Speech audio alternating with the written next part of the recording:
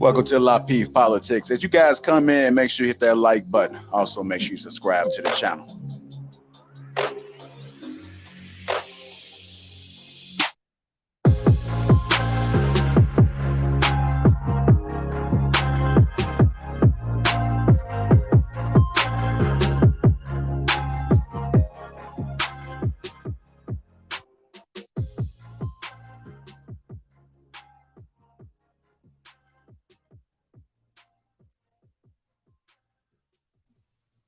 Man, that was a quick intro, JR. You didn't give us time to scratch our noses. All right, man. Hey, welcome everybody to Lapeef Politics. We got myself, Mr. Logic. You got Mr. Chaotic, and you got the beautiful Amir. And pretty much what we're going to be discussing our reactions to the Donald Trump speech that took place in South Haven, Tennessee or Memphis. And we're really going to be going through it, discuss it, fact checking it. You know what I'm saying? We got people that's knowledgeable that can study it. So without further ado, before I even go, I'm going to go ahead and pass the mic to Chaotic on his initial thoughts of just the speech and everything in general. What's up, Logic? What's going on, Amir? What's going on, everybody in the chat? I saw Donald Trump's speech. I actually watched it twice. And the man was truly robbed of his second term, or his possible second term. The man also talked about so many great things within his speech that currently relate to the socioeconomic and political paradigm of this country that needs to be addressed. He talked about everything from, the supply chain shortage. He talked about everything from parental rights in schools.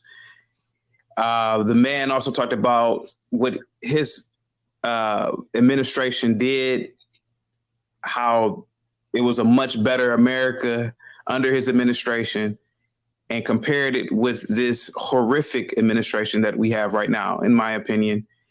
And on a scale of 1 to 10 of speeches, again, this is a clear 10. And I hope and wish that everyone will take the opportunity to watch his speech and listen. And if you are an individual who has been brainwashed by the left, I would challenge you to fact check everything that Donald Trump said. And I assure you that if you are liberal, your mindset will probably change. And that's what I got from the speech, Logic. All right. Miss Amir, do you got anything to add before we start digging into this speech? Hey guys, I'm happy to be here. I'm so happy that we have a Tuesday for politics. And I want to say happy pathological liar season. I mean, election season. I'm sorry about that. Happy election season. And this is a perfect time to speak about this with the midterms and so on going on. As for Trump's speech, I believe that this man is probably the most honest politician because he's not a politician. He was an outsider, and this is the reason why they had to make sure he was removed. Trump's America, in comparison to what we have now, I don't think America wanted this. I really do not think that Americans were that stupid to vote for what we have now. And if it is true that it wasn't stolen, which I really doubt, then I feel really bad for our future in America. The media also made sure that he was demonized on every turn. So I hope we address a lot of those points today, and I'm happy to be here. All right, guys. So how we gonna do this show today? And I don't know why I can't get a mirror pop up there. Oh, I'm sorry. All right, there you go. What we're gonna try to do today is we're gonna cover some of the basic points in the speech, and what we're gonna do. And I encourage y'all to tune into the Thursdays. We're gonna try to go over bills. We're gonna try to go over political speeches. We're gonna try to go over a lot of different things so we can actually educate the population on stuff that normally you don't hear on CNN, you don't hear it on Fox News, and you probably can find some places on YouTube.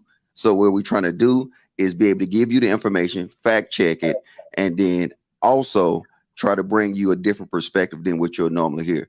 What we're going to cover, the key components in this speech today, is we're going to cover what's called the big lie. We're going to cover the baby formula food prices.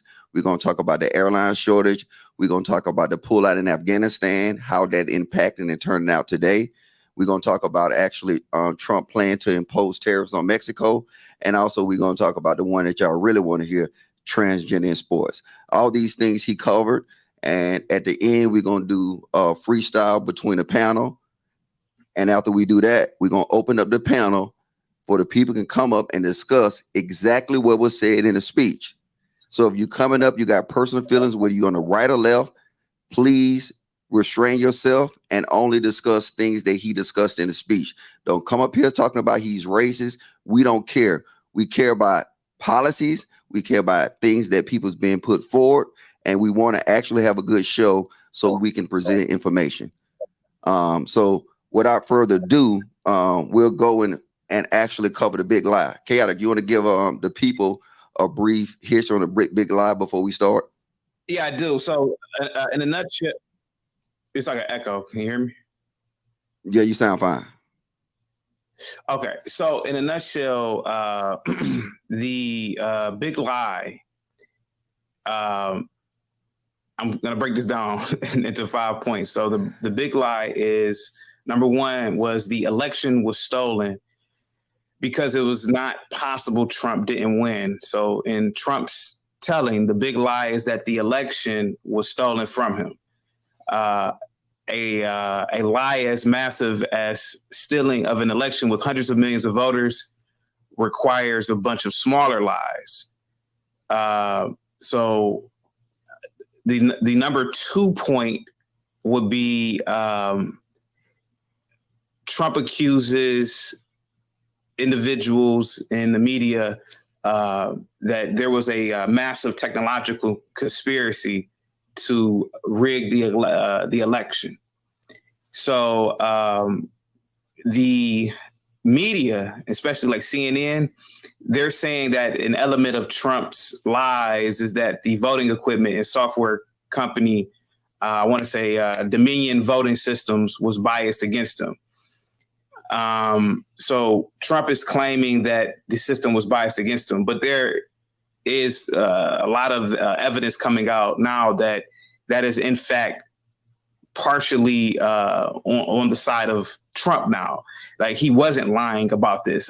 The third point would be theories and wild claims pushed on the internet find their way into lawsuits and are then pushed by Trump.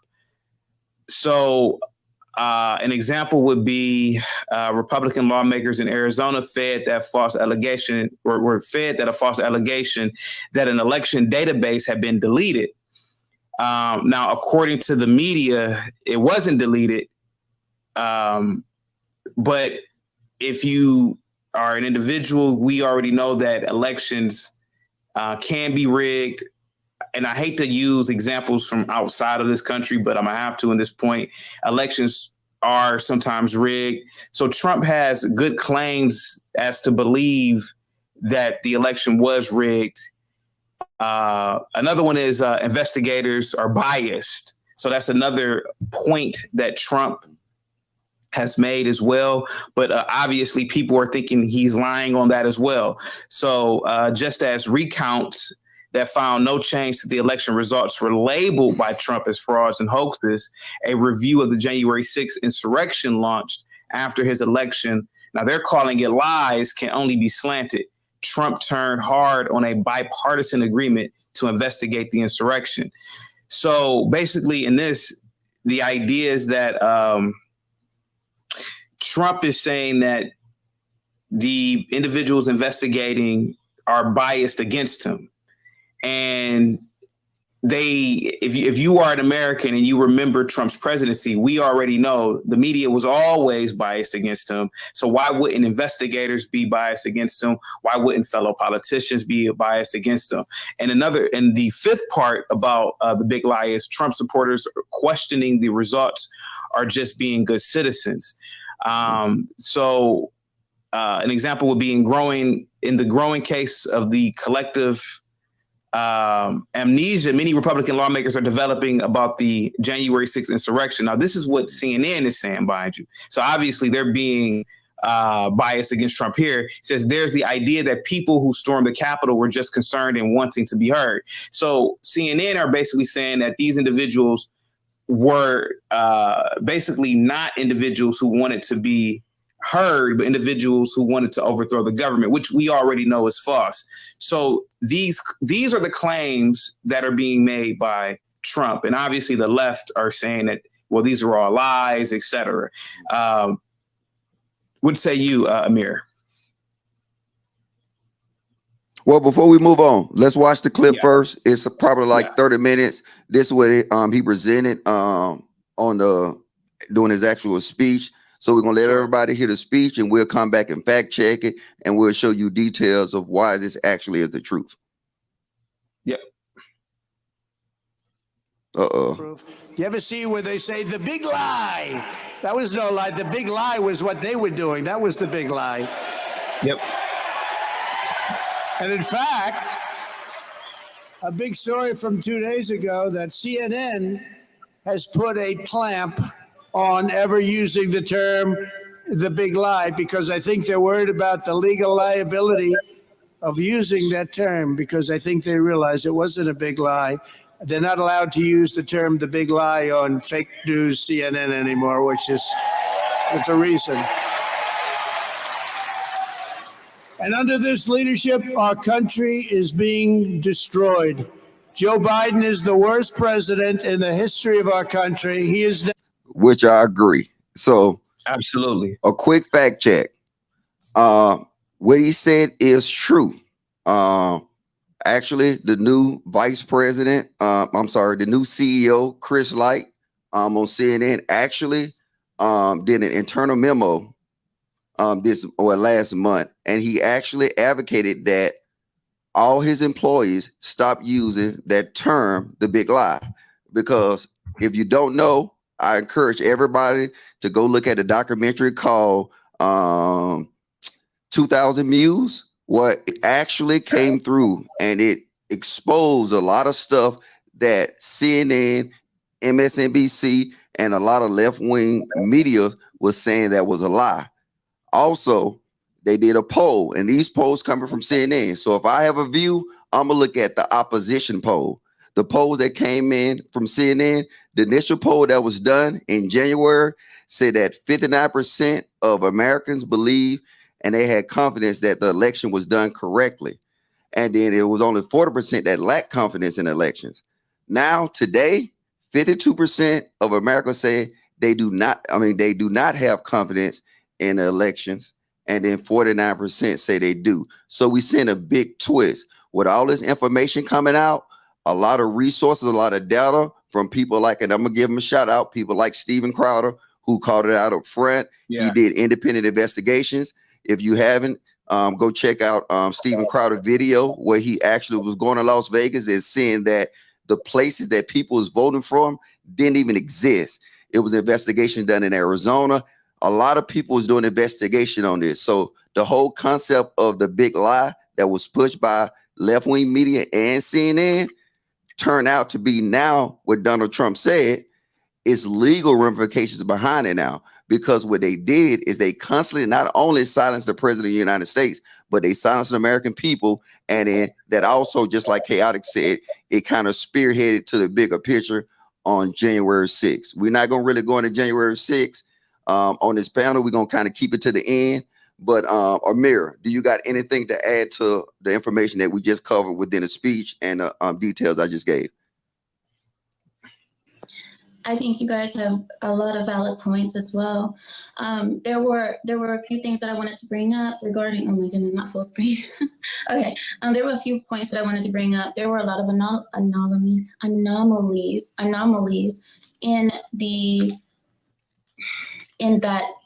that election. Let's just say that. One of them being that there were EBB envelopes that were originally sent into the Maricopa County. Now, this has to do with Maricopa County, the county that actually did a recount. There were 34,448 duplicates from 17,126 unique voters. So that's impossible if it's an actual valid election. I shouldn't say like that. There were 2,580 scribbles in signature regions. There were blanks of duplicates being stamped as verified and approved. There were ballots that were duplicates being approved. 3 ballots sent in by the same person, which happened very often, and 2 out of those 3 were approved. There were also, there was an original count of 26,965, but there should have been 27,869. 29,000 is what showed up. So that's how many more? That's 4,000 more out of the suspicious ballots. Also, there were cybersecurity issues like crazy and especially in that one county. Now, they were only doing a recount on that one county. Imagine how many other counties had the same thing or worse happening. I have more information, but I'll leave that for later. All right. Hey, Cal, do you got anything to add? Yeah, I do have a lot to add. We have to, we have to remember this. We are in and I hate to be long-winded, but you're asking about, well, you're not asking, you were talking about in the video when he was saying that President Biden is the worst president ever. Now, we weren't alive in the 1800s, in the early 1900s, but we do know this. We do know that Biden's presidency, in terms of inflation, has been nicknamed Bidenflation. Think about that for a minute. Bidenflation, which has crippled the American people's personal finances. Check this out. Inflation accelerated to 7.5% in January. Now, that hit, if I'm not mistaken, and somebody please correct me, I believe it was a 40-year high, right? Yes. Gas prices under Trump were lower than Obama. They were lower than the last 4 years of George W. Bush's term, and they were lower than so many other presidents in terms of comparing it into spending power or whatever. Or I don't want to say whatever. Gas prices have climbed to their highest under Biden previously from the last 7 years. And oil prices have surged to over, $90 a barrel. Check this out. Let's talk about health. Medicare Part B premium increase in 2022 to its biggest premium prices ever. Okay? We're not even going to talk about, which I am going to talk about, we're not even going to talk about Biden's his disaster plan in Ukraine, sending over billions upon billions upon billions of dollars in aid to a country, literally to a country that we have no really interest in. The last time I checked, Ukraine is not a part of NATO.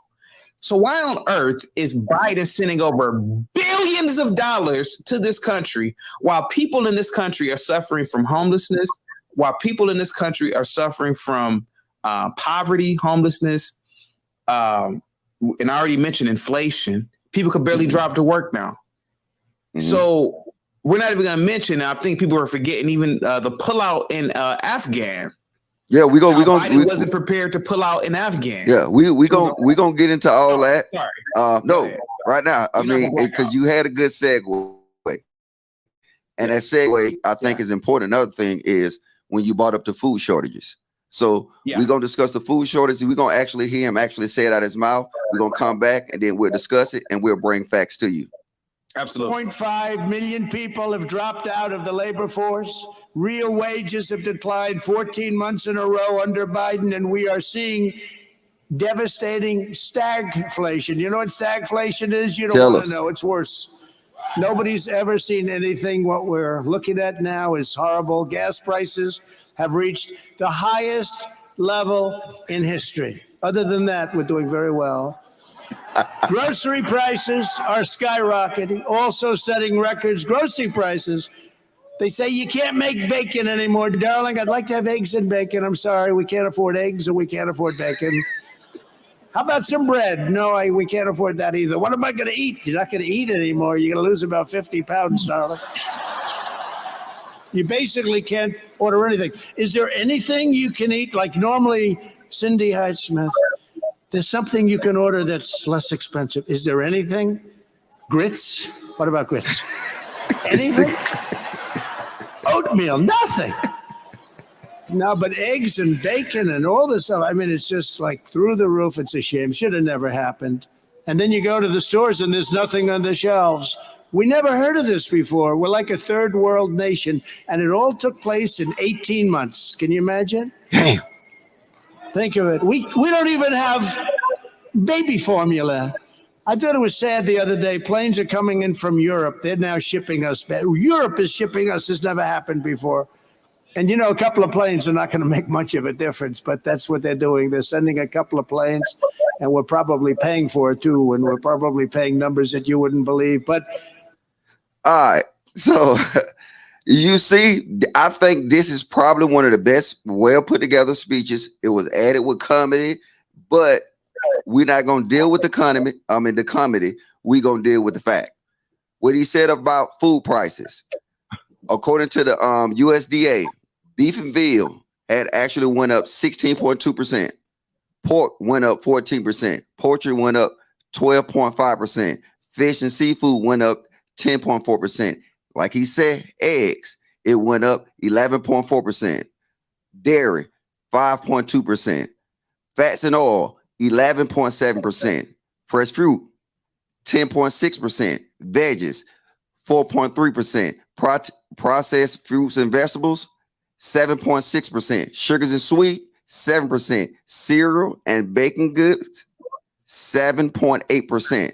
So that's a straight fact check. What he said was absolutely correct. And also, for the first time in history, where we actually had to import baby formula from Europe. And then they think that it's going to fix it because the reason that it happened is that you can do your research and you can see a lot of baby formula plants has been shut down across the United States. You can research the one in Michigan. It was closed down. It never recovered after the pandemic. And pretty much what he said, we will on Lapeef Network would say this is a fact. A lot of people on the left would say it's not correct, but we're dealing with you the facts. And now we'll go ahead and move on to the panel. Well, now this may sound very, and I'm going to be careful here. Chaotic. No, it's not going to sound chaotic. It's going to sound very neutral. Mm-hmm. We cannot wholeheartedly blame Biden for the current supply chain shortage. Wrong. Well, give me a second, Amir. We all know that the food chain shortage, the supply chain shortage, with the food chain shortage is a result of the supply chain shortage, which is the aftermath from COVID-19. The initial cause of the formula shortage was COVID-19 related supply chain issues. And the shortage began in the early days of the pandemic, and it worsened with subsequent labor shortages. So I can't sit here and blame Biden. Now, what I will say is this, as the leader of the free world, and as a person who inherited a virus or a virus epidemic on a grand scale, it is up to the president, the current sitting president, to fix these problems. And the reason is, one of the reasons why these problems aren't fixed is because this country is too focused on transgender rights than putting people back into the labor force. And that's just my chaotic truth on it. Go ahead, Amir. I understand what you're saying, that the problem was already beginning. I understand that. But one thing that with this administration that we've seen is that he wants to make us dependent on other countries. For the first time in, I believe, 20 years, America was an exporter. Again, we were independent, energy independent. We had the Keystone Pipeline being set up. The first thing that Biden did was shut down our independence, making it harder for us to even recover. So that's the thing. It's like, especially with Biden, with the logistical issue that we faced, just I believe it was last year, and we're still facing it, honestly. Yeah. Everything is on backup. Everything is out of order. And I believe this is part of his plan. Now, I know people hate when I say this, but I believe that Biden is making a plan for everyone to have to be forced to buy electric vehicles. He said that he wanted us to be gas-free, diesel-free, all of that, because he said he wants to make it a clean environment or a clean America or what have you. I believe that this is part of his plan to force us into this by making gas so uncomfortable, so expensive, to the point where all of us are forced to buy electric. And that's just one issue of that. With the whole food and baby issues, this is all, I believe, it does come from the partly because of the gas issue that we're facing, which he loves to blame on Putin. He's saying that Putin is responsible for this. He doesn't do anything wrong. Everything that happens in this administration is someone else. It's Putin. It's Trump, because I guess Trump is still in control. Everything is someone else. I don't know. I want to be able to say that it's not mostly his fault, but I do believe that a lot of this is, and you know what, another thing is that I don't think this man is lucid enough to even make decisions. I believe that everyone else is making decisions for him. So that's a whole nother topic. Well, I'm gonna go ahead and add this. I agree with Amir 100%. I mean, we became the biggest importers, and then we switched from being exporters. We don't make nothing in America. Everything is made either South America, Indonesia, and China. So now what the pandemic did is expose our already fractured system. It shows that we can't get nothing because we don't make nothing. It shows that we couldn't even get a new car because of most of our microchips is made overseas. It shows that how our American economy is really held up by other nations. And then even when you're dealing with the baby formula crisis, just like Amira said, the first thing that he did in office was to shut down the Keystone Pipeline. So now it's harder for these resources to move through the United States. Now, what you're going to do, if food prices is this bad now, how do you think food prices is going to be when diesel is at an all-time high? So now it's a system that actually he started, because the thing is you want to be fair. They wanted the lockdowns. And then now when you wanted the lockdowns, and then you had all these funds that was keeping people at home, and it was cheaper to stay at home during the pandemic than to work. Now you having a worker shortage. So a lot of these problem with these plants is they had no workers. Like, how can you run an operation? And we're going to talk about that later when we talk about what we're seeing now with all these flights being canceled, all these delays. They trying to blame it on gas. They trying to blame it on weather. But it's one simple thing. Remember, they laid people off because of what? They didn't get the, what's the correct terminology can I say for that? The jab. That's why a lot of people got laid off, because they didn't want to get the jab. They tried to force pilots to get the jab. They tried to force these employees to get the jab. So now people never came back to work. So I have to agree with Amira. This is single-handedly him. He did it. Well, I do want to make a correction here. There are 222 countries on the planet, 220 countries on the planet. My apologies. And there was a mistake that was mentioned by both Amir and Logic. Mhm. And I want everybody to go and fact check it. You know, this should be known by everybody. America is the number 2 exporter on the planet. Number 2. I don't want people to sit back and think that we are heavily relying on imports. We're not. We do rely on imports to a degree, but America is still dominant when it comes to exporting goods. America exports aerospace products and parts, railroad parts, motor vehicles, ships and boats. The second largest exporter is semiconductors. Somebody help me out. Smartphones, video equipment, navigational equipment, audio equipment. America exports a lot of goods, people. So I don't want people to just go by what they're saying here. I just want people to fact check these things before. Okay, chaotic. I got to stop you. I got to stop you. You put out bad information. American. No, wait. Hold up. Wait. It's American companies, but all the labor is outsourced. So, like you said, all you got to do is pull out all, because the thing is, all the labor is outsourced. Yes. So the ideals,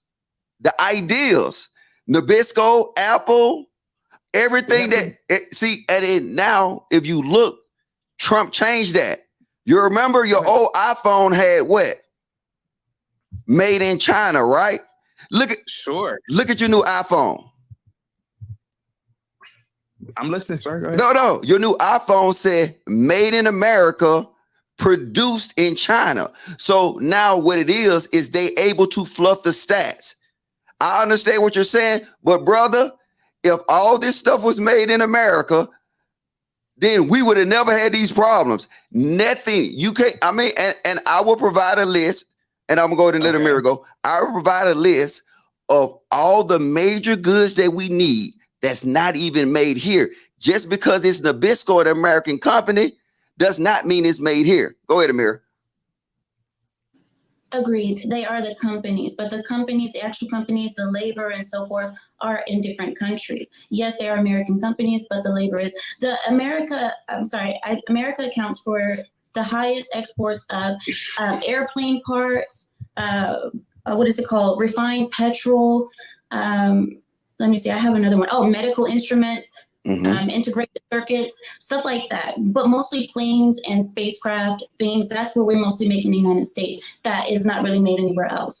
All the other things, especially regarding food, regarding the things that we actually need, America doesn't even make their own antibiotics. So if we were to go to war with, let's say, China, who is the main source of our antibiotics, and a lot of our medications come from China, many would die. So I understand what you're saying. You are correct, Chaotic. America is the number 2 when it comes down to in name, but that's only in name only. And Germany is number 3. Thank you. Okay. Well, it's good. There's love on this panel. We bump heads. We ain't bumping heads though, but I like this. Hey, people, if you're looking at the screen right now, take your little smartphones and you scan that barcode and the right next to a mirror, and then come to Atlanta. Come to Atlanta. We have an Atlanta live show. Make sure y'all come. We finna have fun. And then if we get enough members on this show, hopefully I can get JR to do a damn political show in Atlanta. I don't like to talk about relationships all the time. We need to talk about stuff that matters. So y'all support the channel. Join the membership. Where my chat players at? Chat ninjas. Put a 1 in the chat right now. Drop them chat ninjas emojis. See, I'm trying to stop from saying that word. Drop the chat ninjas emojis right now and flood it out. Donate to the platform because we want content like this. All right. So do you got something else to add before we go to the next subject, Chaotic? No, go ahead. I'm listening to you guys. Go ahead. I'm the ball hog conversation. Yeah. So what we're gonna do now is we'll go to the next. This is one of the greatest points I think that he made in his speech. When a lot of people don't know is when he actually called on his plan to impose tariffs on Mexico. So anybody want to go ahead and freestyle before we let him hear it? Yeah, tariffs absolutely should have been imposed on Mexico, considering the fact that the United States government has repeatedly asked the Mexican government to help not navigate, but help prevent border crossings. And so, if we're going to do business with these people, with this government, we need them to work in conjunction with our efforts in securing our borders. So if not, we just raise the tariffs on goods and services, and you'll just pay 25% on whatever. And that's exactly what Trump did. And I wholeheartedly agree with it. But I saw what he said, though. You don't mind playing it, yeah. Yeah. You got something to add, Amir, or you just want to play it? No, the only thing I wanted to say about tariffs is that I believe that that's one of Trump's best weapons against the power structure that we have is tariffs used against China, Russia, and Mexico. Mexico, because they cost us a lot of money. And sorry about that. I know people say, well, they give us workers, yeah, but they still, yeah. So that's all. All right. We're gonna play this clip real fast. This is a short clip. So, in his speech, I thought there was probably the second best moment he had in his speech. All right, let's roll it. Refused to help secure the border and stop illegal immigration. I announced that I was putting a 25% tariff on all goods from Mexico if they took no action. And Mexico for 25 years said, we're not going to do anything. I said, no, you have to give us 28,000 soldiers free of charge while we're building the wall. And I said, you also have to stay in Mexico. It's called Remain in Mexico. That's when these people come into the caravans. By the way, we have the largest caravan ever. Nobody's ever seen a caravan heading to our country right now. And they're going to just walk right into our country from prisons. 129 countries are being represented. It's not just the locals. But, when Mexico and the State Department said they'll never do it, for 25 years, we've tried to get Remain in Mexico. For 25 years, we asked them to guard the border with their soldiers. I said, of course I'll get it. I'll get it very easily. Why do you say I won't get it? You won't get it, sir. We've been asking for 25 years, sir. And I said, well, let's give it a shot. And the head person from Mexico, right under the president, who I really liked, he came in. I said, you have to give us 28,000 soldiers. He says, you want 28,000? We wouldn't give you that. I said, you're going to give it to us. I'm telling you, really, you are. Then they said, you have to do Remain in Mexico. And 8 other things that were almost as tough. He said, we won't do any of that.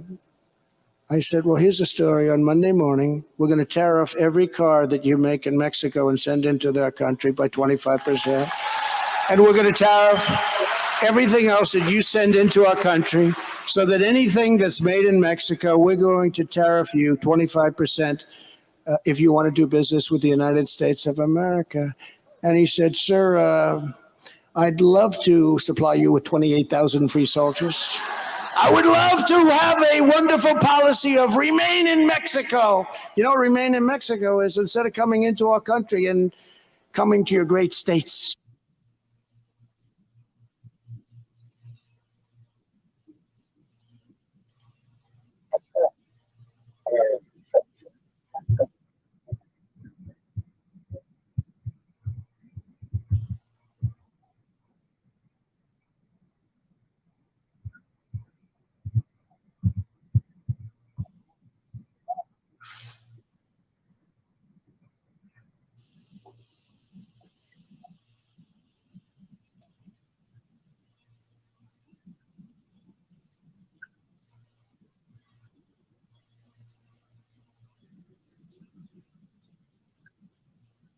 My bad, I was muted. All right. No, I heard. Oh, okay. Oh, you heard me, but they didn't hear me. All right. Oh, okay. All right. Hold up. Now Jay want to call me. All right. I got it. I was muted. I'm sorry. So that was a fact. It actually happened that way. He actually produced a plan to the Mexican president. The Mexican president actually folded as soon as he threatened to have tariffs. Once the tariffs they never went through, because the Mexico actually determined that, they would reduce the flow in Mexico and at the southeast border, and that actually happened. Soon as Joe Biden got in, I think it was 10/29/2021, he actually went to rescind the Stay in Mexico policy, And that's a thing. So I'm gonna give you my assessment on it. Is that if we dealing with this border policy, and if we understand that the border policy, where we got thousands upon thousands of immigrants coming not only from Mexico, they coming from all over, and they's flowing through Mexico.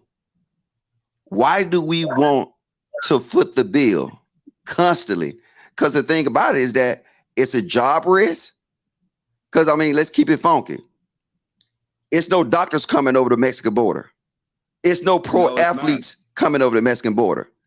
It's no scientists coming over the Mexican border. So now, who does that benefit? Do that benefit the everyday American? Or do that benefit corporate America? So if people are always saying, hey, look, the border. No, the border actually means job. Yes, it does mean cheaper labor, but it means cheaper labor for who? It means cheaper labor for these corporations. If you can't wake up and see that not only a safe border, that you don't get all these drugs, you don't get fentanyl, you don't get all this different stuff pushed over the border. It's just you get the peak. Why should we have to share what we have in America to the point where you just can't come over just like everybody else come over? Why do we not secure that Mexican border? And I think it makes us look bad as American when we flood our borders with illegal immigrants that now we gonna have to take care of. And it doesn't benefit us. It only benefit the elite. It only benefit the rich. It only benefit the corporations. That's my assessment. You want to go, Amir? I'll be quick. I understand what Mr. Logic is saying as well, but another thing about tariffs is that we have an agreement with the countries that border us. We have the USMCA, and we used to have NAFTA. So in those agreements, there are limits to the tariffs that you can impose on our neighboring countries because we want to keep friendliness and good relation between the bordering countries. Canada and Mexico are our first and third main food importers. Does that make sense?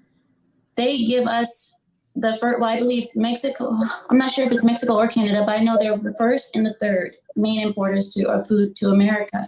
So that makes up about 28% of the total food and agricultural exports. That was back in 2017. That might be different now. And these exports support more than 325,000 jobs. So even if we do impose these tariffs, we do have to be careful because obviously America is facing a lot of shortages right now. So we need to keep it cool.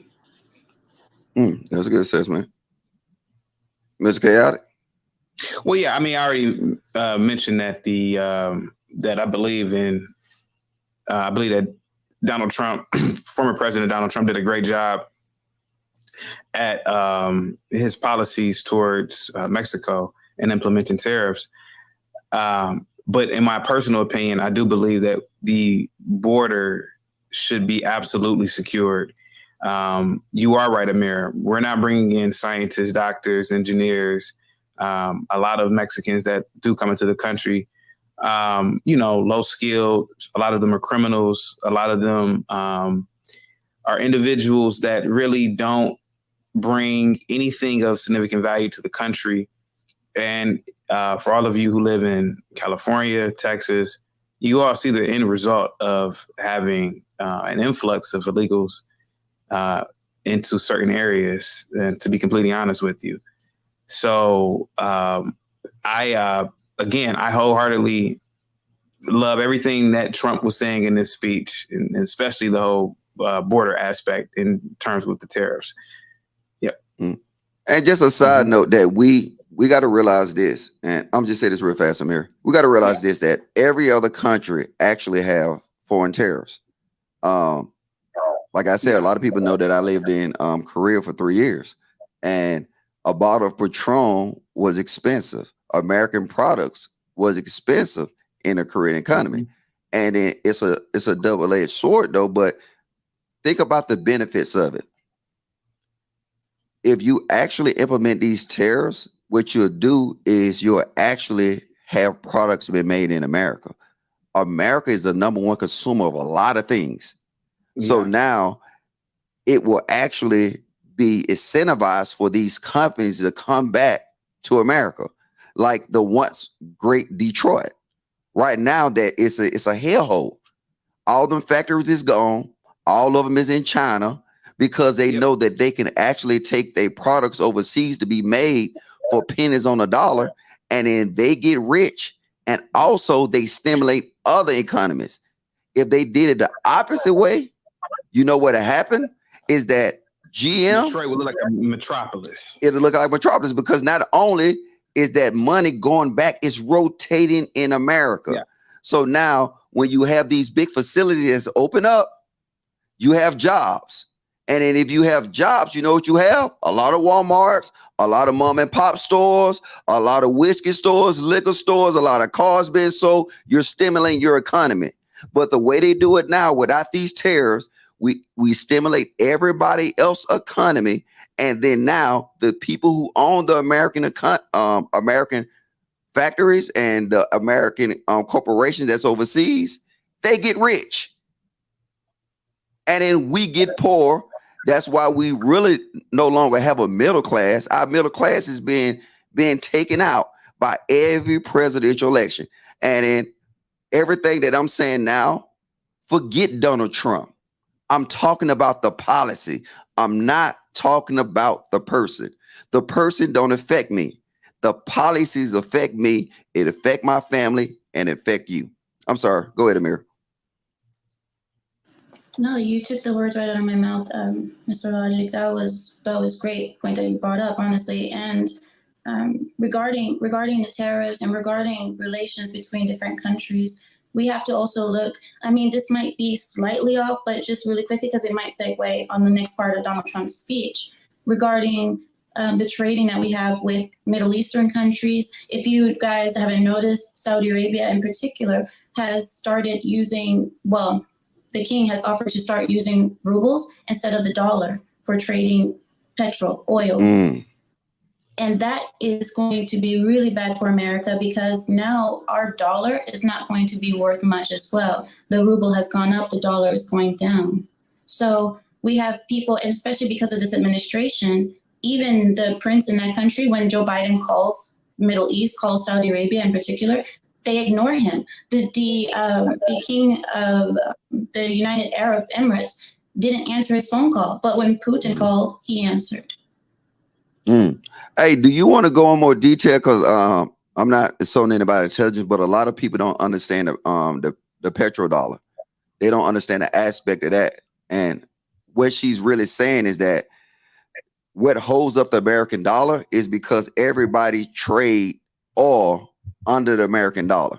So now it will be horrible for the dollar if it falls. So not only Saudi Arabia, but also Russia has threatened to stop trading oil in a dollar. So it's a lot of things going around. And I just said people research. They already stopped trading in Mr. Mike. All right, go ahead. You back. Thank you. So there's an echo. I think, Mr. Logic, your mic is still on. I'm not sure. Oh, there it is. It's gone now. Okay, we're good.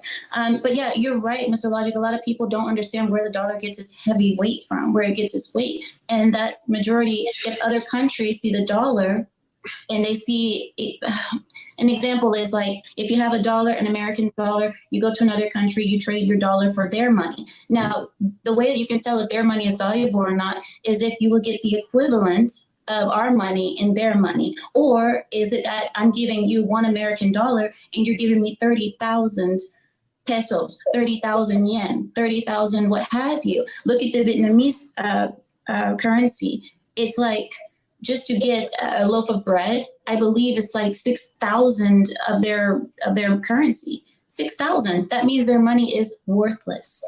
So yes, and also yes, you're right. Putin has stopped trading in dollar. He has used the ruble now, and he's encouraging others to do the same. All right.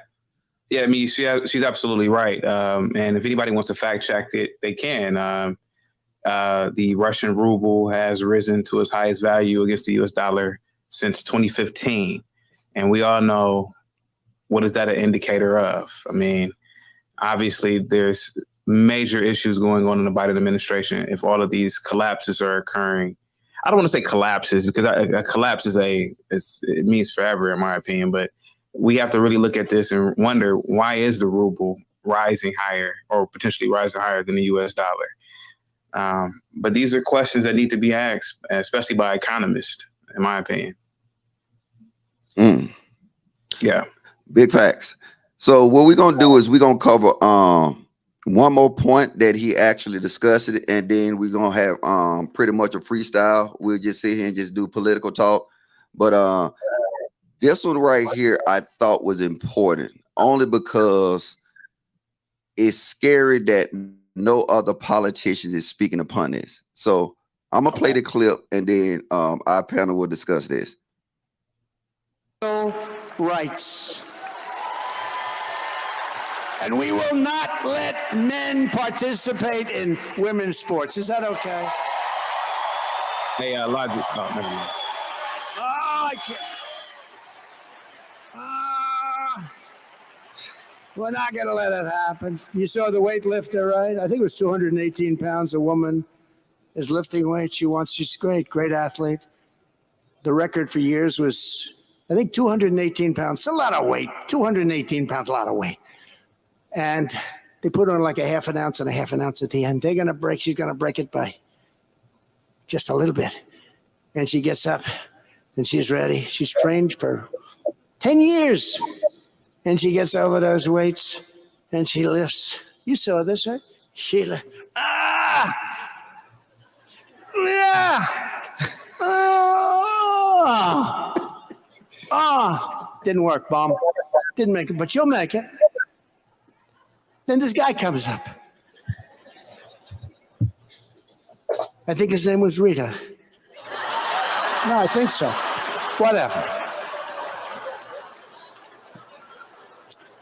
And he goes up to the weights.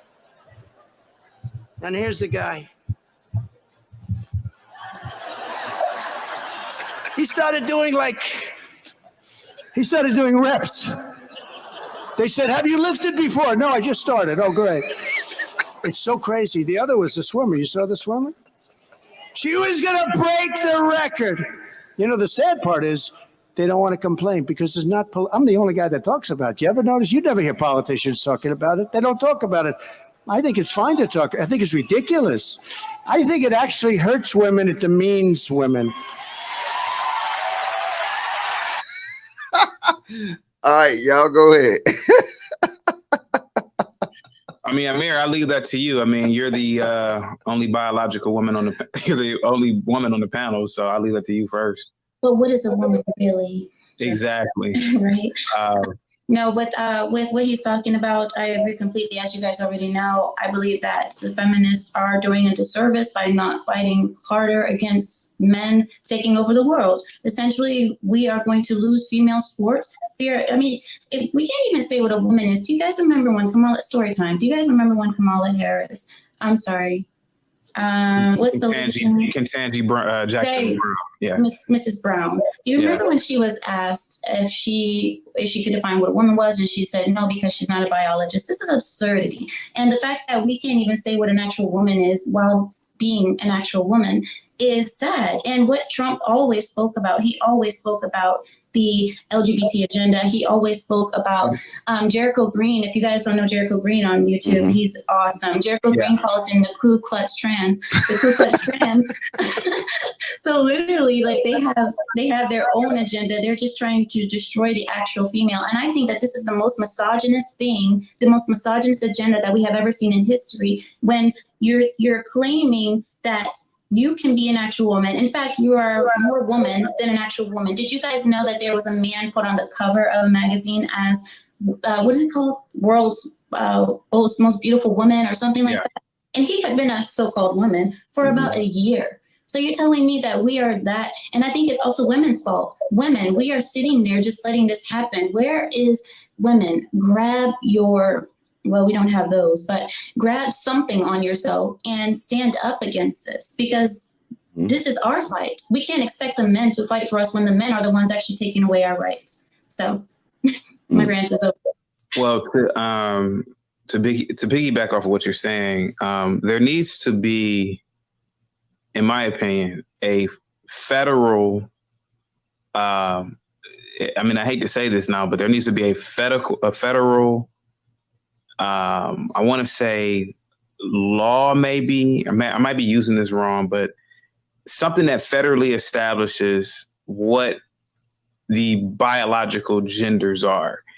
And the fact that when Ketanji Jackson Brown was, when she was at her confirmation hearing and she couldn't answer a simple question as to what a woman is, when clearly she's a woman, it just is indicative of a certain level of decay in our society. And I'm so glad that Trump, in this beautiful speech he did, and we all know Trump is very blunt. And I'm glad that he just came out and just said it. No, there should be a ban on men in sports. I mean, men and women participating in women competitive sports. And there should be biological men should never be in the same vicinity in terms of something competitive. There's a biological advantage, and the idea that you can just say, "Oh, I'm a woman," it completely undermines biological women and their hard work that they put into a athletic competition. Serena Williams herself said it. She said that she wasn't speaking about trans anything, but she said that I'm the best women's tennis player, but a man who's ranked 500 could beat me and my sister right now. This is the number one women's tennis player of all time. Number one. She said a man who's ranked 500. Think about that. 500 could easily beat her. I forgot the one guy's name. He was an older tennis guy. He won all types of awards. He got a lot of backflack from the liberal media for just flat out saying that at his age, 60, he probably could beat Serena Williams at his old age. I forgot his name. He was a very famous tennis player. I should remember his name. But yeah, there should be, and I'm so glad a lot of these states are addressing this issue at the state level. But there should be a federal mandate because it's getting out of hand now. And what next? Are you going to allow me and Logic to identify as 15-year-olds and play AAU? Well, I'm not gonna lie to you, they might still beat me, but the fact is that what are we gonna allow grown men to compete so that we can get awards competing against children in sports? So enough's enough. And I'm so glad that Trump said what he said. And if you are in the chat questioning me as do I have a degree in biology? No, I have a degree in common sense. Right. And a man is a man because he has a penis, and a woman is a woman because she has a vagina. That's it. That's science. And I couldn't say it better than the people on the panel. I think it's sad because what it will do, it will destroy women's sports. Exactly. If you actually, it's a reason why they have men and women's sports separate. Because let's just be fair. If you had no WNBA, how many women would make it to the NBA? None. How many will actually make it in college sports? Probably none. So what you do is when you start allowing men to become in this sport, and then now, nothing he said had nothing to do with being, what is it called, being transphobic. It wasn't. It was just a statement about biological men competing in sports with biological women. It's an unfair advantage. It's common sense. And then another good thing he said is that why no other politician is even saying this? Why is the politicians scared to tell the truth? Everybody know this the truth. And then I guess you need to see your daughter playing basketball and get dunked on by a guy the size of LeBron James. or you need to get your daughter in a swimming pool, and then these men is breaking these records by like 38 seconds. It's like it's crazy. It was a guy in Connecticut that was destroying all these young women, and then they added his time to being a men's. He wouldn't even qualify to be on the team. So we got to protect our women, and we got to protect the integrity of their sports. If not, then we might as well just cut off the WNBA and just have sports team. And that's it. Well, now we're going to be faced with the men's team and then the men's and dresses team. There's not going to be a men's team and a females team. It's going to be the men's team and the men and dresses team, the confused men's team. That's it. Because nobody really wants to see a bunch of women play sports. Let's just be honest. Women, we're not that good at sports. Unless they're in a mini skirt, most people aren't going to tune in. So, sorry, this is the end of women's sports. It's the end of women having anything for themselves. And that's why I say it's a misogynist agenda. Yeah, I totally agree. All right. So right now, I'm not going to go over no more in the video. I encourage everybody to go look at the speech in details. And in the comment section, please fact check me on anything. After this video is uploaded, all the sources will be dropped inside of the description box. And then we really just want to have a conversation. This is not a race thing. As you can see, we got a mirror up here. She's not black. It's not a race thing.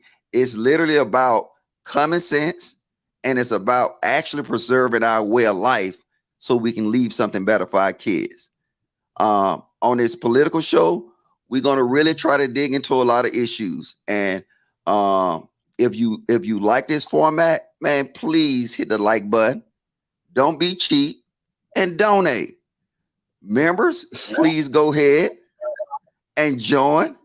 We're going to have the Lapeef emojis. We're going to have everything. This means more to me than a lot of other stuff that we do. And I think that we need to start pushing forward with these kind of topics. So right now what we'll do is we'll just go and have like a panel freestyle moment before we drop the link. And then I'll allow the panel to actually elaborate on anything else they saw in the video that we did not cover. Yeah, I want to talk about a few things that I saw in the video. At the 49-minute mark of the video, former President Donald Trump, he talks about when Republicans take over the House, the Senate, the presidency, which I believe is going to happen. It's like an echo. He was talking about what Republicans should do in terms of securing not only the borders, but our cities. As much as people like to pretend and make excuses, America is suffering through high rates of criminal violence. And he's talking about, at the 49-minute mark, hiring more police officers. Now, I want you guys to take note of this. He's talking about, this is a former president, former politician. He's talking about hiring more police officers and hiring more ICE officials. ICE is the individuals who deal with individuals who are here illegally. All the while the liberals and special interest groups like Black Lives Matter and other groups are telling you, the American citizen, that the police need to be defunded, the police are bad, the police are slave catchers, whatever little nonsense they come up. But think about all the mass shootings that occur every weekend in Chicago, Atlanta, any city in Texas. We already know LA, San Diego. Imagine if we had more police officers. And I would even take it a step further. And I think this is what Trump did excellent at, and I believe it was Minneapolis. Bring in the National Guard. Bring in the National Guard. America is a first world country. And America is a beautiful country. And in my opinion, it's the greatest country on the planet. America should not have insane levels of criminal behavior. So to eliminate gang activity, to eliminate vigilantism, to eliminate just individuals who believe that they don't have to answer to the law, we need to have more law enforcement officers, and we have to stop throwing these individuals under the bus and imprisoning them for doing their job. In my opinion, and I'm going to keep this very political here, I don't want to be chaotic like I normally am. Some of these police officers that have been convicted should not be serving a day in the penitentiary. I'm not going to name any police officers' names, but I'm going to tell you something real quick. There are a lot of police officers within the last 3 years. I've even made videos about them. They should not be in the penitentiary because they were doing their job. And a lot of officers now, and listen, guys, I know a lot of police officers. They are on a silent protest.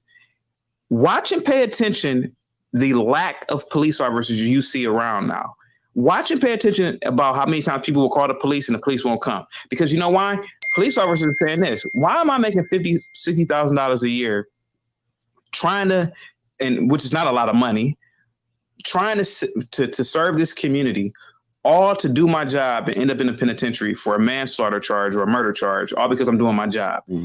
Some of these officers, they're not going to respond anymore. I believe that Republicans, it should be a Republican effort to fund the police, to fund other agencies, and really, in my opinion, to have harsher sentences. I know a lot of people now are gonna be like, okay, I like committing crime, and I can't believe you said that. Well, stop committing crime. But there needs to be harsher sentences. This country needs to look like Mulberry.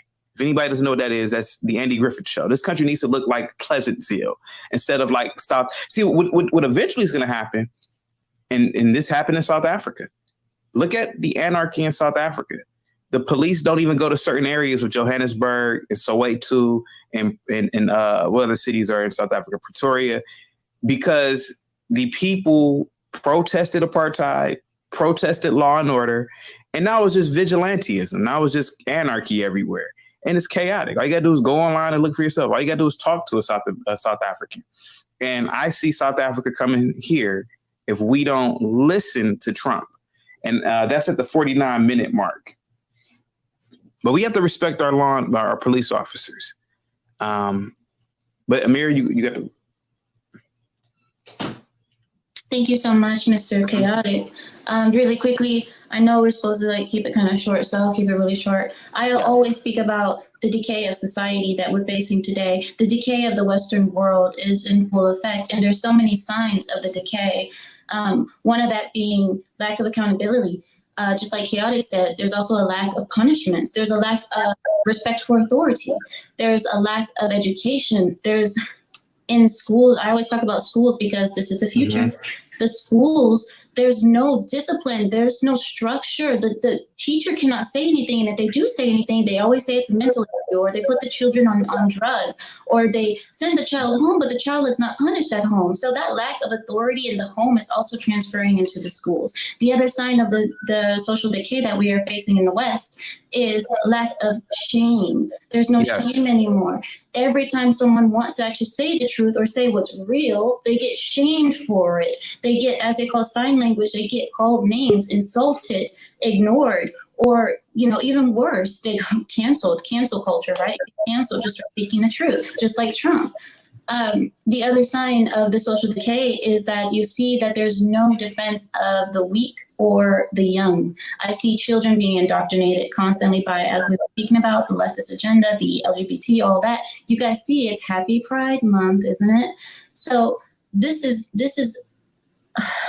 the social decay is all over us. And also I see that we see people getting assaulted in the streets and no one does a thing but pull out their phones. That is sad. Let's just say it's just sad, because there used to be men in our country. There used to be men who were in defense of the young, in defense of the women, but now men could care less. And I do not blame them. I'm not saying that they're doing anything wrong. I said I don't blame them, just because of how the culture is. The other sign of our social decay is the logistical system that we have going on is horrible. Everything is backed up. There's no There's no flow anymore. Things are not flowing. A lot of people don't pay attention to anything. People don't know. You'd be surprised how many people I speak to and I ask them questions about what's going on. What about the logistical system? What about the cars? What about your food? Do you even know anything that's going on? A lot of people just don't. A lot of people can actually live in ignorance, which is bliss. We are getting fat and lazy in this country. And the thing is that the people who are actually in charge, that's how they want us. And people are just letting it happen, sitting there on your phone, sitting there just with your head down, looking at the phone instead of looking at the people in front of you. You have the whole dictionary of all the world in that phone that you're holding, and no one takes advantage of it. Am I ranting? I'm sorry. No, you're good. So that's in all, I want to say, people say that they don't want to be political, they don't want to talk about politics, but you live in politics. Politics is your life. Politics just means power. So you need to know who's in power and find your power in this system and use it. Thank you. I want to talk about, and thank you, Amir. I want to talk about, and I agree with everything you said, Amir. I also want to talk about a talking point that Trump so eloquently and beautifully said in his speech at the 52-minute mark. He talks about banning CRT, implementing more parental rights laws at the state level. We already know Florida under Governor DeSantis already accomplished this. And me being a former teacher, and I can tell you, banning CRT and parental rights will do justice for these kids. These kids should not be learning that the white man is bad and black people are victims. That keeps these children in a continuous mindset that of oppression that doesn't even exist. These kids live in a first world country. Nobody's oppressing these kids. Many of these white kids being taught CRT, their grandparents didn't even get to the country until the 1920s or 30s at Ellis Island. So even these white kids are being taught that they're the superior ones. And in fact, they had nothing to do with chattel slavery. I'll tell you something else. Most whites had nothing to do with chattel slavery that lived in America during chattel slavery. Most whites lived in poverty and they were poor. So teaching these black kids that you are oppressed, you're living Jim Crow and slavery. That's absurd to teach that to a kid that's literally born in the year 2010. And considering with all the opportunities that every child in America has, parental rights, I agree with Trump. A man with a penis wearing a dress will never, ever be a woman. It's a man with a penis wearing a dress who is mentally ill. He should never be teaching. He should never be reading a book in front of your children with a Ronald McDonald outfit on. No, a child shouldn't, and truth be told, children shouldn't even learn about heterosexuality. It shouldn't even be taught to them either. Everything needs to have a natural course. And why on earth would a 6-year-old need to learn anything about heterosexuality or homosexuality? A 6-year-old should only learn about reading, math, and science. That's it. Let them introduce them to what do they call it when we were in school? We called it sex education. Implement that at a later stage of development, but not a 5 or 6-year-old. You're only going to further confuse them. 1 minute a 6-year-old wants to be Batman. The next minute a 6-year-old wants to be a Power Ranger. Trust me, I went through it as well. I thought I was a Ninja Turtle for a whole year when I was 5 years old. I thought I was Michelangelo, whoever was the orange one. So stop teaching these kids these things. Their brains aren't developed yet. So let everything just naturally occur. And I agree with them at that 52-minute mark. That's the 52-minute mark in the video. Guys, please check the video out if you can. I watched it twice. It's a very good video. Salute to you, Donald Trump. I hope you're watching this. Yeah. Just the kind of the caveat. I mean, I don't know. I feel good. This is probably the best that I ever felt on the Lapeef Network because I actually think I'm doing something that matters. You are. And it matters to the point that, you know what? We can have the conversation. I mean, it just so I can say it and a lot of other people can't. You know what I'm saying? I can say and tell the truth and a lot of other people like Chaotic. If a white guy was to say exactly what Chaotic said, he'll be said that he was racist. Because no matter what you say, if you looked at these cases that was dealing with these killings from cops throughout the last 2 years, I mean, I would have to say 75% of them is justified, probably even more. and then we don't change our behavior, guess what? These cops is gonna start responding. And then now look like South Africa. The sad thing about it is we've been lied to. We saw the most powerful position in the world was silenced by media. So now we start seeing ourselves being silenced by media. Well, we got a code word. We got a code word for everything now. We got to say grape. Why can't we say the actual word if the actual word is in the dictionary? Why can I not say what it is? Why do I got to call it a jab? Why, at what point is we going to look that we let media silence the most powerful man in the world, and they're using the same techniques to silence us? And it's insane. And then is we going to fall in line, or we going to actually start thinking for ourselves and say, you know what, these policies are not effective for us? And then now we're going to make our kids even worse. Our kids going to be in a worse situation than we are, because now you got CRT coming through. Now you got transgender, where they actually, what was it in California? They actually put transgenders in a school to do story time. Now, actually, ask yourself this. What do somebody's sex has to do, or their sexual preference has to do with the ability to read a book to kids? We're falling, and then we got a certain, it's a system right now that's looking bad. And we got a president of the United States that can't even ride a bike. I'm just saying, he can't talk. Trump joked about that as well in the speech. Yeah, he did. He can't talk. It's so much that I want to talk about in his speech, but I want the people to understand is that, look, we're really not talking about Trump. He's just the person that said it. We're really talking about the policies that's affecting you right now, whether it's in your pockets, whether it's your freedom to do things, whether it's your ability to go anywhere because you can't because gas is high. I don't know what to say, people, but just wake up and then hit that like button for Lapeef Politics. Hit the subscribe button for Lapeef Politics. Hit the super chat, join the membership for Lapeef Politics, because this is all I want to do. You want to read the super chat, Samir? Sure. Yeah, you know, I can't read. Okay. Oh, dang, you can't see it. No, I Oh. can see it. Big Pete from DC, thank you so much. He says, I'm an hour behind, but an awesome show. Thank you. And thank you, Tyra, for also becoming a member. I appreciate it.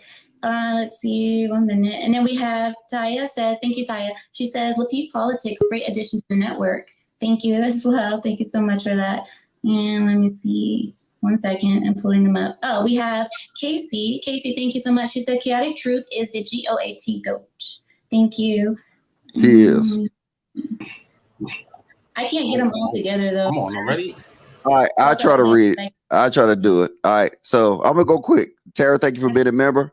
All right, Luke Casey, thank you for the 50 ball. Thanks for having the courage to discuss these important, discuss such important and at a time is polarizing topic. Yes. All right, King said bought 6 VIP tickets, bringing a family. Can't wait to meet everyone. Love the show and love the content. Keep it going, Logic. Love your big dog. You're a will run, and shout out to Chaotic and Amir. Hope to see y'all in Atlanta soon. Thank you. All right. Fatty said, gave you tariffs just like he gave you a wall. This nigga. That ninja. All right. Gary said this show is definitely needed. Appreciate it. We're going to try to keep it going, brother. Miss Jazzy said, great show, Mr. Logic, Chaotic, and Amir. Thank y'all. All right. Bob said the Trinity of Reason. I don't know what he's talking about. All right. Fatty said United States, the second. He said United States. The U.S. is the second largest exporter in the world with an estimate of 2.12 trillion in exports for 2020. All right. D. Will said, I agree with Amira. They are forcing the EV into markets.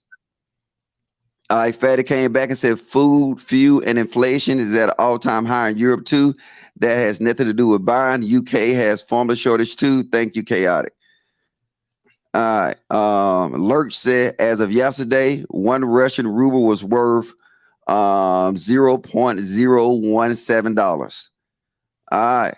My man YT Classroom said, look at Afghanistan. Yes, he actually spoke about Afghanistan in a speech. We just didn't get to it.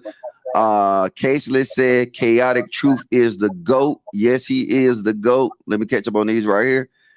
All right. Whatever his name is, I call you CG. I agree with a lot what's being said, but I think some of the comments regarding race and culture are a big, I don't know what that is. All right. And that's it. All right. So we'll go ahead and we got somebody, Sass. All right. Welcome to the panel, brother. All right. We can't hear you, bro. Thank you. Y'all can hear me now? Yeah, we hear you now. Thank you for bringing me on the panel. I appreciate the show. It's a great show. Chaotic, what up? Mr. Logic, what's going on? And how you doing, Amira? Yeah, I definitely is 100% that, you know, what Trump is saying is right, but I hope that the people get it, you know, because it's like 60, I mean, almost, you know, it's almost 3 years after he left. You know, he's been the same person since before he got elected. You know, a lot of people got the message early, so they was able to vote for him and able to open their eyes. But I think the problem is, you know, these issues are only going to get worse if we don't have if the government doesn't change the situation now, because it's real bad. It's horrible. It's not just about the women's sports part too. It's just like the attack on the kids. You know, I got family whose kids, and the way they're over sexualizing the children is hard. I really feel it to my heart, and I see what's going on. I live in New York City, you know, and we got a big population of the alphabet community here, and they're very, very powerful, very, very powerful. And at this point, they're taking their kids to the bars to watch, you know, this type of activity going on, you know. So I really hope, you know, people are wise, because I never thought that Trump was going to lose. I didn't see. I was like, nah, Trump going to win easily. I was in the same predicament a few months ago, and then guess what happened? Trump loses.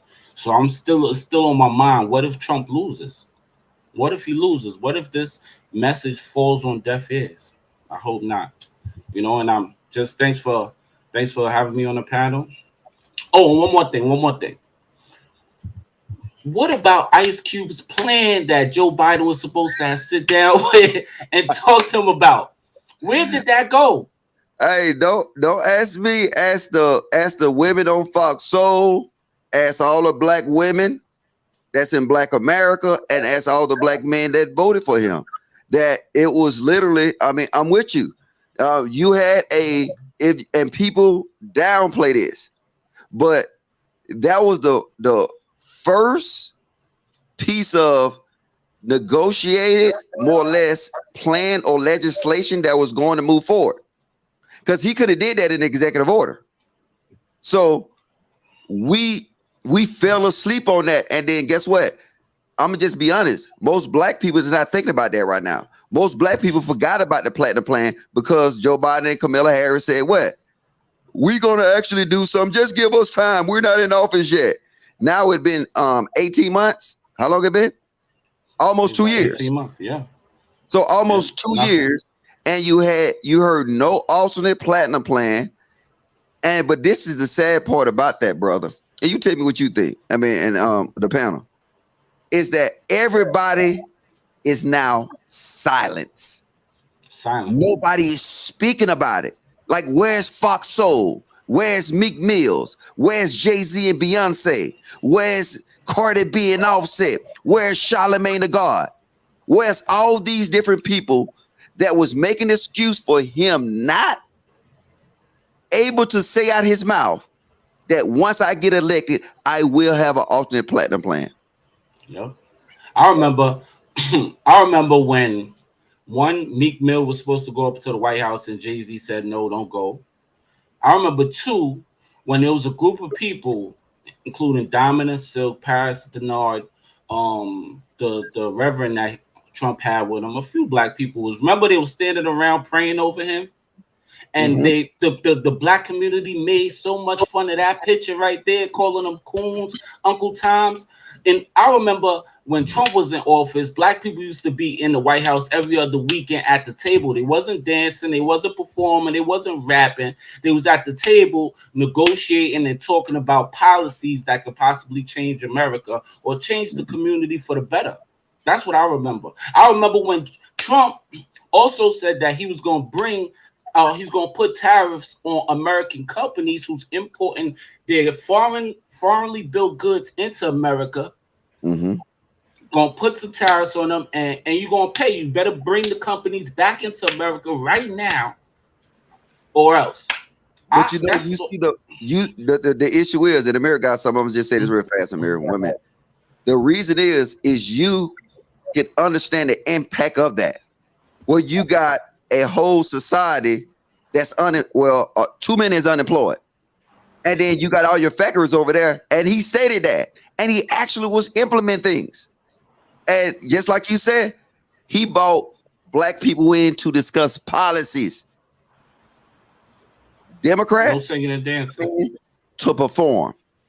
Do you know the first black person that went to the White House under this new administration? Little baby. Little baby. Crazy. And it's insane. No political pull. Oh, I'm sorry, Amir. No, it's fine. I think we had a perfect example about this on Thursday. Do you remember, Mr. Logic, that me, you, and Kayla were discussing the silence that we see now? Then under Democrats, everybody is silent about the actual issues, the actual problems. Just like she was speaking, well, Kayla said, oh, you don't see kidnapping anymore. You don't see children being found anymore. And, oh, you see everything is back to normal. And me and you, Mr. Logic, were like, don't you see the problem in that? Because now it's not being spoken about when it is happening. It's not something that just happened under one. It's happening all the time. And the fact that Trump was not afraid to bring that out and expose the people who were taking children, using them for adrenochrome, using them for some type of trafficking. You know, all of these things were happening. And the fact that you see people like Kayla, now no offense to Kayla, of course, but people like Kayla who think it's out of sight, out of mind. It's not happening if we're not talking about it. So that means all the problems have been solved because we're not speaking about them. No. Hey, Amira, do you know what's crazy? She didn't even understand what she was saying. And she didn't even understand our rebuttal to that. In her mind, she said, oh, under the Trump administration, all this was going on and people was going to jail. And now he's no longer there. All of it gone. No, baby. Do you? She didn't get fighting that. It was. Why don't we know? Why don't we know who was all on Epstein's videos, and why don't we know who was on Epstein's flight logs and all of his visitor logs? We need to have investigations of all of those people. The Epstein investigation has come and gone, and we still don't. I mean, where are the follow-up investigations of all of those people who were going to his island? But you think about this. What investigations have we had? We had a Russian investigation. Nothing relevant. What's the other investigation? The January 6th investigation. Oh, right? yeah. But now we beaten that to death. That was a serious issue, right? But no investigations. No. So can somebody help me out with that? I mean, I think personally one of the reasons why January 6th even happened because of the lack of investigations. Well, people wanted to answer. People wanted questions to be answered. You know, before this whole changing of the guard, so the people just retaliated. If Epstein was aggregating videos of evidence to blackmail people, then all of those people on those videos are busted. If they have the evidence. Well, didn't they know evidence from the apartments? I'm not sure. I don't know. All I know is there's things that's clearly going on You know, Yeah. that's not conspiracy anymore. No, he didn't. Clearly in open broad daylight. He didn't kill himself. I don't know. I mean, I can't say he did or he didn't. I'm just knowing that though. I'm saying what we have evidence of, CRT. We got evidence of the bad economy. We have evidence of illegal immigration, the border. We have evidence of those things. Yeah. Evidence somebody of got a motorcycle in their house. All right, whoever got a motorcycle in their house, just mute up. That was outside of my street. My bad. Man, that motorcycle sound like a dump truck coming through your house. Oh shit! You stay in New York? Is that a train? I'm in Boston, so it's crazy. All right, go real fast. Hey, y'all people, please hit the like button. Hey, chat ninjas, go ahead and put a 1 in the chat if y'all hit the like button. You got anything to add, Mr. Lou? Any questions to the people on the panel? Hello to the panel. First of all, Chaotic, Amir, Logic. I'm from Brazil originally, and here's what I'm wondering: why is the American society so afraid of opposition, and where are we going with this individualism today? Because I remember that our teachers used to be our second parents, right? We used to go to school, and our teachers used to be able to discipline us in that school, and they had the right to do so. We no longer have that in our society today. I'm just wondering, why is everyone so afraid of opposition, no matter where it comes from?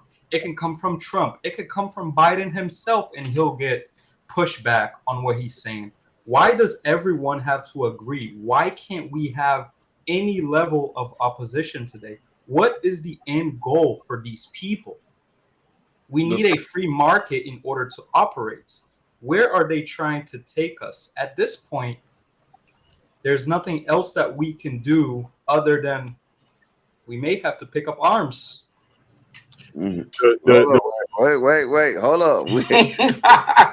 Wait. I got what you said, though. I'm just saying. Just listen to what I'm saying, right? The Second Amendment is there for a reason, and I said that to get a reaction. The Second Amendment is there for a reason, right? Where is the line drawn, and when can we use it? Because at this point, it doesn't seem like we would be able to utilize it if we wanted to, if things went that far. See, the thing is, my whole thing is that first I'm gonna give you my explanation. I think, like social media, I think it was a blessing and a curse at the same time. Like, you can get information out to people in a drop of a dime, but also you can distract people at the drop of a dime. If you ask most people about anything that's dealing with policies and politics, they don't see a need for it because they're not in Brazil. You know what I'm saying? In Brazil, you see the effects of bad policies and horrible politicians. They're not in these other countries. So in America, it's a double-edged sword. Like, we're so spoiled, and for the most, they don't be exposed to these other environments to see the importance of policies and then see how policies is affecting other people. And I mean, I hate to say it, but I kind of I'm gonna agree with you, but I ain't gonna say what you said though. But I wanted a reaction out of you because I know you're in the military. You got it. You know what I mean? It's gonna come to a point where we have to actually it's gonna be a slap in the face. And the thing about it, most of the people that's messing up our society right now is the main ones that's not prepared to defend it. Sure. The main minds behind the Frankfurt School immigrated into this country in the 1940s. They took hold in influencing our educational system around the 1950s and 1960s. Those Gen Xers grew up and raised their children with the participation trophy and the feel good generation and whatever, and that's the reason why their intolerant brat children now are so incapable of hearing any type of political dissent or anything that hurts their little feelings, and that's an insidious process that took a long time and you know, they penetrated our education system. You see, and now what we're seeing is the extreme of that. By the time we wake up, they've got trannies reading to our children in school. That by the time we wake up to see what's been going on, but this has been going on since the 50s and the 60s and the 70s and the 80s and the 90s. It's been very gradual, and that's why they were able to get such a large percentage of the population to be so stupid. I mean, without any other way to say it, but you know, hold on, let's do this because you brought up a good point, and I'm open back up to the panel. You guys, let the panel go first. That's something he actually brought up. One of his running point was school of choice, and a lot of people don't understand the benefit of school of choice. And then I'm the panel. What y'all think of actually this whole school of choice concept? Yes, sir. Vouchers. Vouchers. Let them go first, and then you'll get to y'all. Okay, I've been quiet for a minute. Go ahead, Amir.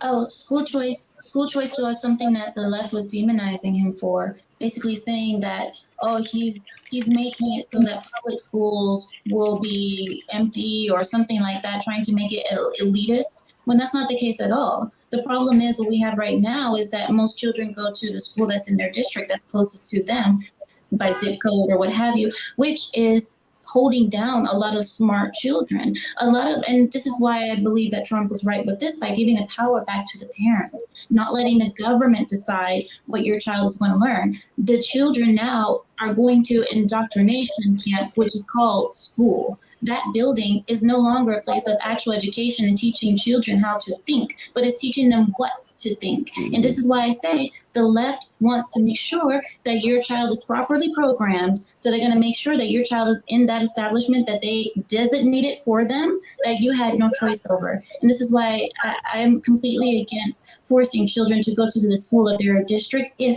that school is not up to par. So I do believe in giving the power back to the parents. And it's safe to say, I mean, I like how you put that too, because I don't like you be stealing my thunder. No, but if you think about it, right, what she just said, look how things played out over the last 2 years. You stopped school of choice, and then now you start indoctrinating schools. You started adding these different things to the curriculum in schools. But now parents don't have that option to pick. Because see, what happened is they say you was threatening the public schools. No. If you start pulling them kids out of public schools, you know what that'll force them to do?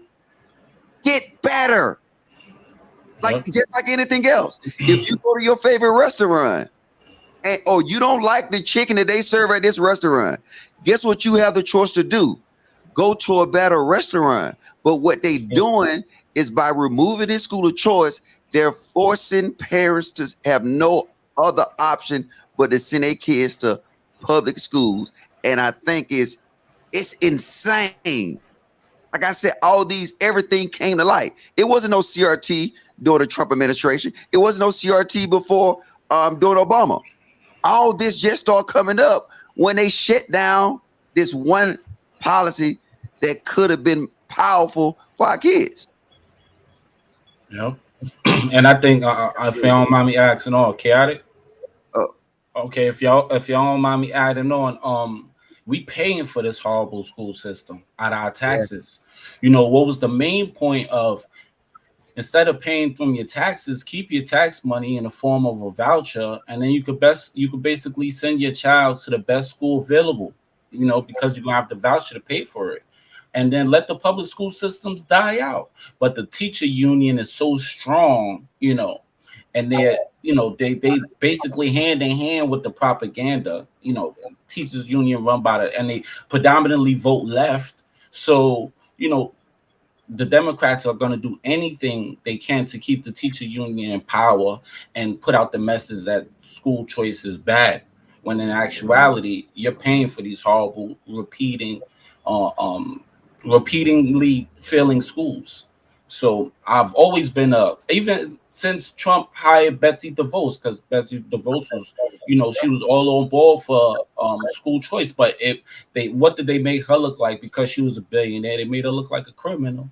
and eventually, she left. But the option of school choice was there. It was one of the things that Trump actually ran on. Hey, I don't want to hog it. Well, but I gotta say this, because you think about this. Say if you got a family, the husband is making $70,000 with school of choice.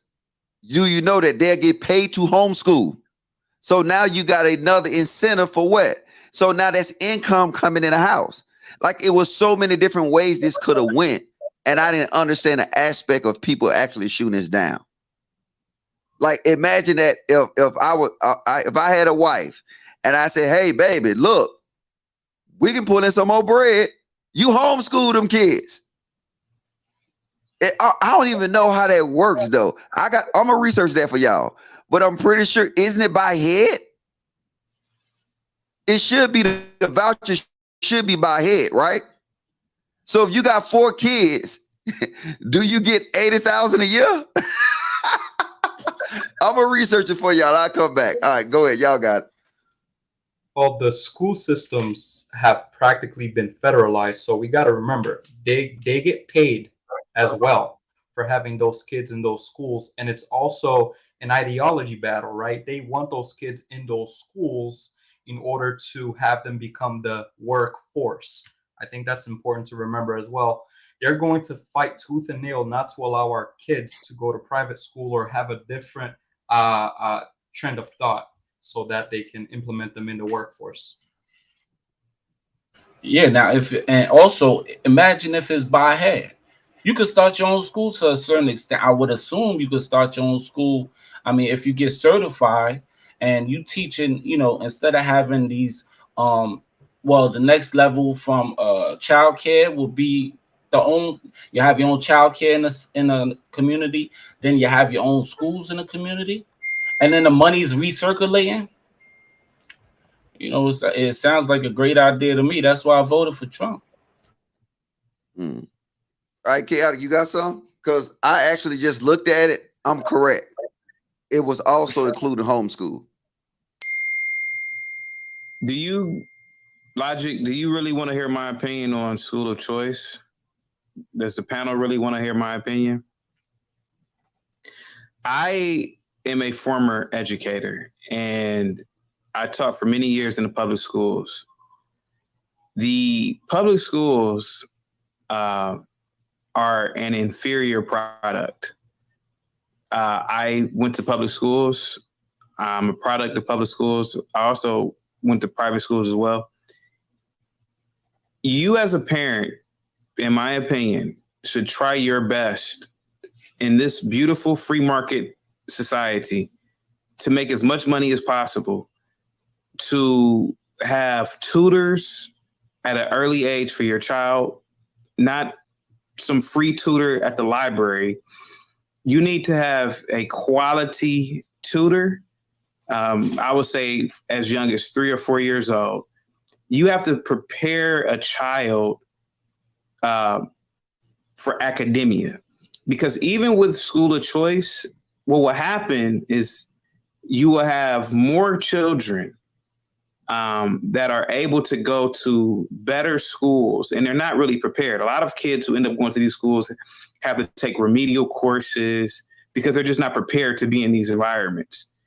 And I'm not saying all of these kids are like this, but the fact of the matter is that if I'm a parent and I've worked damn hard to live in a certain area, and that public school system that public school is good just based off the tax bracket area, I'm not going to lie to you. I don't want some kid who doesn't have the developmental skills, he doesn't have the academic skills around my children, only because I know that he or she hasn't been brought up to be around these other children. These other children come from different backgrounds. These other children in this school grew up. They all know each other. The parents know each other. They've all had tutors. The expectation is that these guys have formed a network. My problem with school of choice is that you are allowing certain types of kids to be around kids that they can potentially hold back with their and I'm saying ignorance respectfully, but ignorance. Yeah. And that's how a school system is. That's how you can also tear down a school system or a community by introducing kids that shouldn't have been there in the first place. And to close it out, I don't really have a true opinion on it because I am so against the public school system that I feel as though is that if you are a soon-to-be parent, you should try your best to either, if you can't afford private school, homeschool, but your best to go to a private school and prepare your child for a private school education, because the public schools are absolutely inferior, the majority of these schools, and that's coming from an ex or a former teacher. So hopefully that didn't really offend anybody, but that's just my honest to God's truth on it. Yeah. But if everybody has vouchers, you would think that the people from the upper crust areas would send their kids to private schools first, right? That's what I would think. But well, again, if you're from a good environment where the public school is actually good because of the tax bracket, then you wouldn't have to send your kid to a private school because that school is already good. Right. It's just that when you introduce these poor kids who don't have a background in terms of being tutored, they don't have the developmental skills they're not mature enough, then they should not be around these children. But see, that's not busing, right? It may sound elitist, but that's what I wholeheartedly believe. You're right, but the voucher system, I don't think the voucher system represents busing. Right. I think if the kids in the poor neighborhoods were given vouchers, I would believe that their parents would choose to send them to parochial schools, like a local Catholic school or a local church related school, where it's really a matter of learning culture and discipline, that is lost in the public schools in the poor areas. Yeah, me personally, I started off as a. Hold on 1 minute. Hold on 1 minute. All right, go ahead, Amir. Thank you so much, Mr. Logic. So as a person who's gone to, there's some echo, Mr. Logic. So as a person who's gone to private and public school, I wanted to say that the main difference that I saw was the attention from the teachers to the student, and it also has to do with your home environment regarding your school as well, because even when I was going to public school, you could see that certain children, I want to say Asians the most because they're the most studious, you see that even though that they were going to a bad public school, they still succeeded because at home the parents were the ones giving the attention to make sure that even if the teacher didn't teach them the curriculum properly, it was being enforced at home. Whatever the teacher was missing in the school was being completed at home. But I see that we have teachers who are unattentive, or they are attentive, but the parent is not working in conjunction with the teacher. So the teacher is giving all that they can, but there's only so much they can do when they send the child home at 3 o'clock. So, and then the private school, like I said, private school, the teachers give you a lot of attention, but I think it has to do more with the parents' involvement and the relationship between the teacher and parent. I think that can secure the success of a child better than just solely the school that the child is going to. But do I believe that parents should have a choice? They should have the choice of who educates their children. When I went to private school, we had standards. Like if you had one fight, you get kicked out. If you wasn't passing, you get left back. And pretty much that's it. Like if your kid, regardless if you have a voucher or not to go to any school, if they can't keep up, they're eventually going to be booted out or left behind to the point where you're wasting money and, you can't remain in the school. If you come in and, you're violent or you like fighting and, you have all these weird habits, you're not going to maintain in a public school. So the voucher system doesn't matter on that strength. But I think a lot of people from downtrodden situations, they never had the opportunity of going to a school with a structure and requirements at such a young age, even like from kindergarten through 5th grade. I know my school, the public school I went to was wild. not really wild because my principal was the white Joe Clark. But other than in most other schools in my community or in my borough,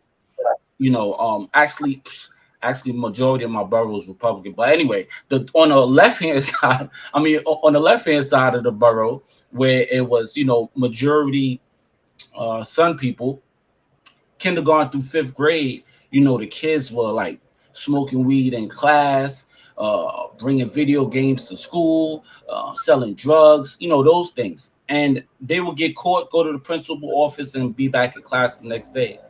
Now, in a private school situation, you have one fight, you're out of the school. You curse, you out of the school. You not doing your homework, you out of the school. And the principals, the teachers will tell you it's a limited time situation. If your child doesn't, participate in the right way. And a lot of people I grew up with that went to private school from the neighborhood, they actually turned out better. So I would love to have that opportunity for a lot more people. That's pretty much what I'm just trying to say. My point.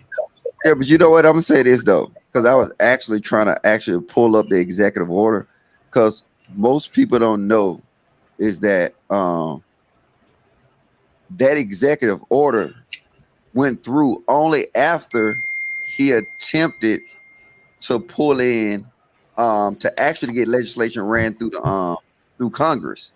Then he said, "Screw it." He did executive order. I was trying to pull it up, and it's pulled off the White House website. It said page not found. So if somebody can find that executive order, can they please send it to me? I used to have it on my computer. I no longer have it though. But my man, sorry, do you remember the name? it was it's crazy that they'll take it off the web. It was an emergency learning school of choice. Search the school of choice executive order. I can't find it no more. I think it's just called school choice. Choice. School of choice executive order. Yes. All right. What's going on, patriotic? What's going on, man? What's going on? Why do you do these shows so early in the day? Somebody's got to go out and pay these people's welfare. We have to go to work, pay taxes. We don't want Jay Prince out here starving. So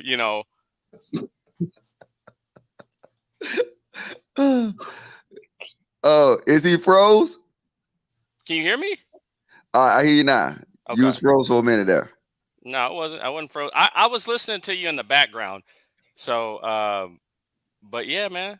I came had to represent. So,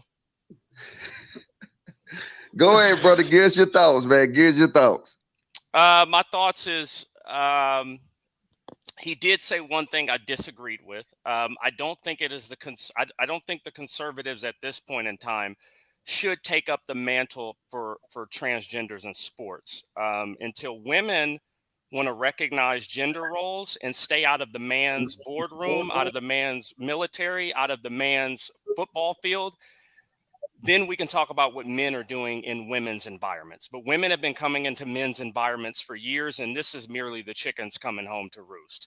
So you can't be halfway with this stuff. Either men have their places like the boardroom, corporate America, sports, the military, and women stay out of that, or you're going to have guys in your stuff as well. So that's my only issue that what he had to say.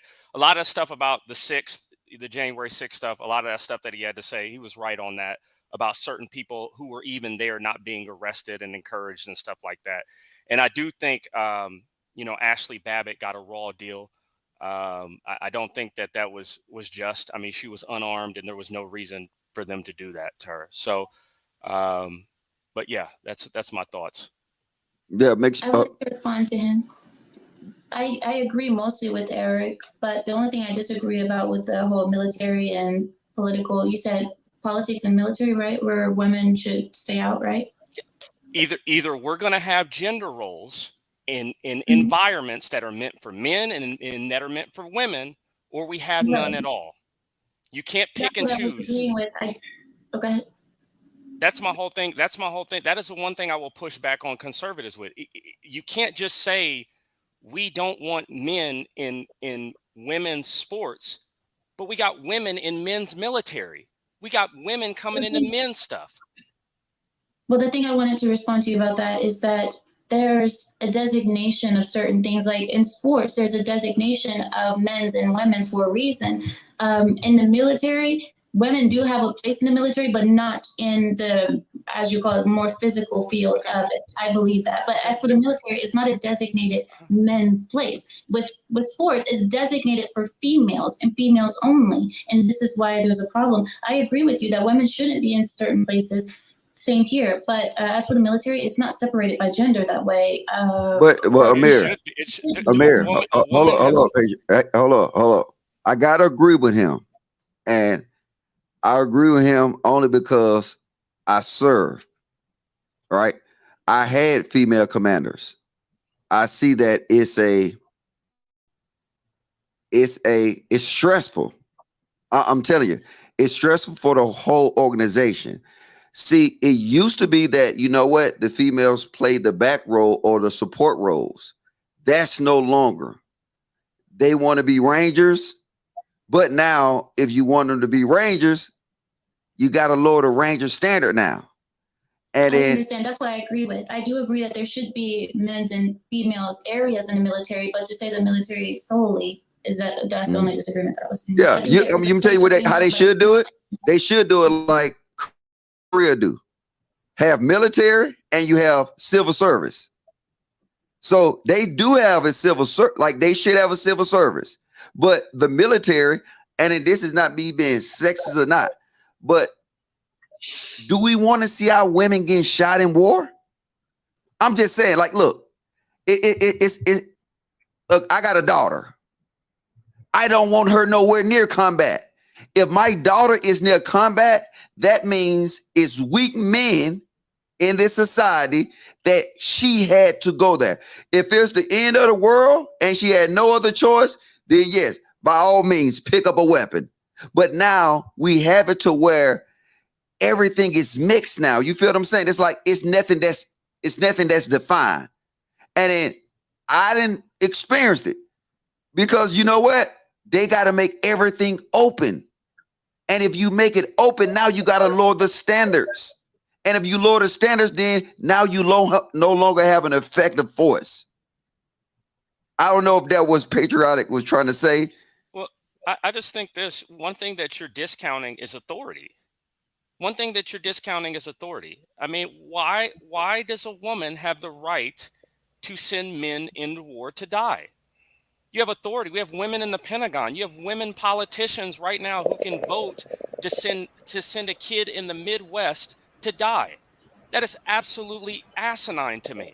While then not having the same standards applied on her, it's ridiculous. So my problem with the whole transgender thing, it's like you can't be halfway with this stuff.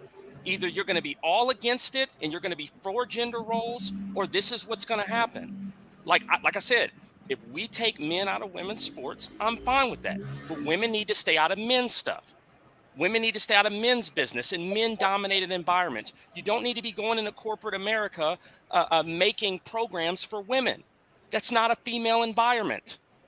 I'm not going into the Sephora store trying to tell a woman, what makeup to wear. Why are you going into the battlefield trying to tell a man how he should flank somebody else? Why are you on the sideline at a 49ers game trying to tell the 49ers what defense to run?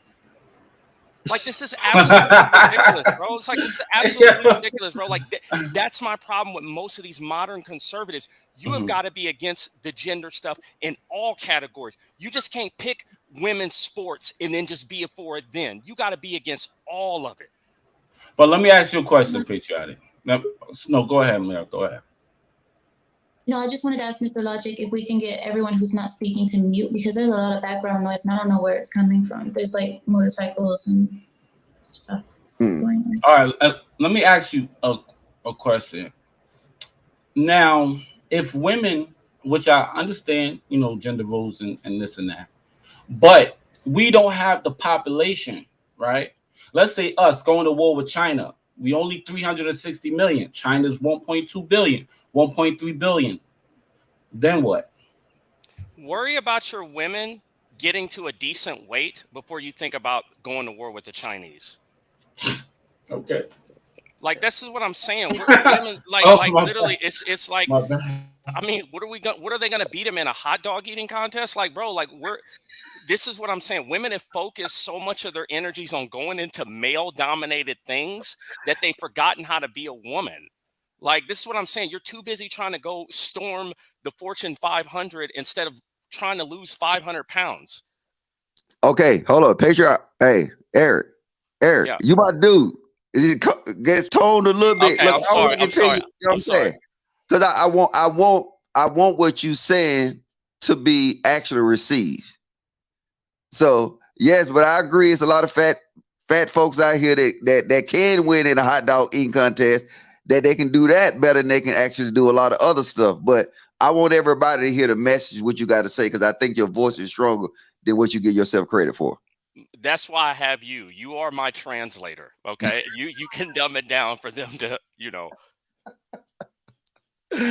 All right, go ahead. So I think Amir Chaotic, y'all had to say something. Yeah, my bad. I was muted. What's up, guys? So I'd only wanted to hold on 1 minute, David. Let's go to the brother. The brother that's holding the phone in your hand. Chef or Chief Cook. Yeah. Let me say this real quick. You guys talking about women in the military. The problem is that we are not physically training them to serve. That's the problem we have, like CrossFit and bodybuilding. And that's the problem we have in the military because the feminists think that we have women leave them alone and they can serve just because they think they're strong enough. And that's not true. We all know they're not physically able to carry themselves. I know when Chris Rock was making fun of his wife about G.I. Jane too. But if you've seen the movie, she couldn't barely live for herself. And the problem is, it's physically fit. We got people in the military who are not physically fit. Period. And man, that's both sides. But also, it's the women. And back in the day, I'm old school now. I've been in the Navy. I'm out. But back in the day, women cut their hair short. Now they can grow long hair. Now they can wear makeup, certain kind of makeup now. And they want to talk about it, they want to be equal like men. No. But the key thing is, can she carry me across the battlefield? I'm wounded. And the problem is, if they want to put them on a front line, they got to be physically able to do that. And we are not doing that. Well, let me push back. Let me push back, bro. Mm-hmm. If you look at the knee injuries in the military, if you look back, actual hip injuries and all these different things is from women. No, I agree. I'm just keeping it funky. Their body is not able to physically do what we try to make them do it. Yeah. So now what we do is we dumb it down. So I mean, come on now. I'm telling you. I agree. Up. But I didn't know women that shattered their pelvis bone, jumping out of airplane. Every woman, almost every woman that I know that was in the military actually had these crazy injuries. Their body's not made for that. I agree. But still, they gonna put them in line. But like I said, if I'm military commander and I'm on the field, I don't give a damn who you are. You going up that hill. You man or woman. If we gotta take that hill, everybody going everywhere. I don't care who you are. I don't want to hear the word no. So that's the problem.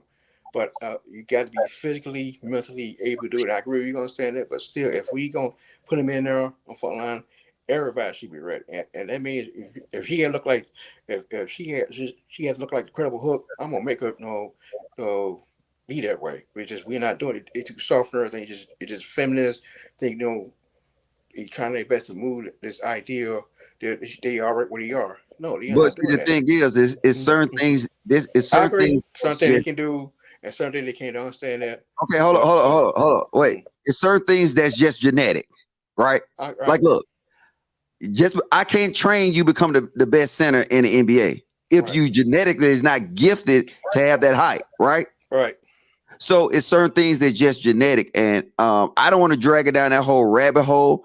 I'm just saying, then that's something that was said in the speech. We need to protect our women, and then one of the ways to protect our women is actually informing them and putting them in the best position to succeed as a woman. And then I hate to say it, but military is not one of them things. I agree with the patriotic. I mean, Because really, besides Western civilization, we're the only one that do it. Right. And one other thing, countries don't do it. Asian countries don't do it. You know what I'm saying? They have it split up to where it's civil service and it's military service. You Also, had something to add, Miss Amira? No, you're right. I think the only country that does treat it, well, they put forced military on the women is like North Korea. North Korea forces their women to go to the military no matter what. And I think Russia or Ukraine, they also force their women. I think possibly Germany too. There are some countries. It's not, one last thing. They don't do the same jobs. I wanted to respond. Go ahead, Delvin. Before you move on, I had opening remarks, but you guys made some good points. So I wrote those down to respond to his point. Before we go down the whole physicality path and whose bones are more brittle and reflex time and all that stuff, spatial analysis, like there's different ways men and women are different. We all know that. But the problem is there's been studies that show that men act differently in the presence of women, meaning we're more likely to defend them.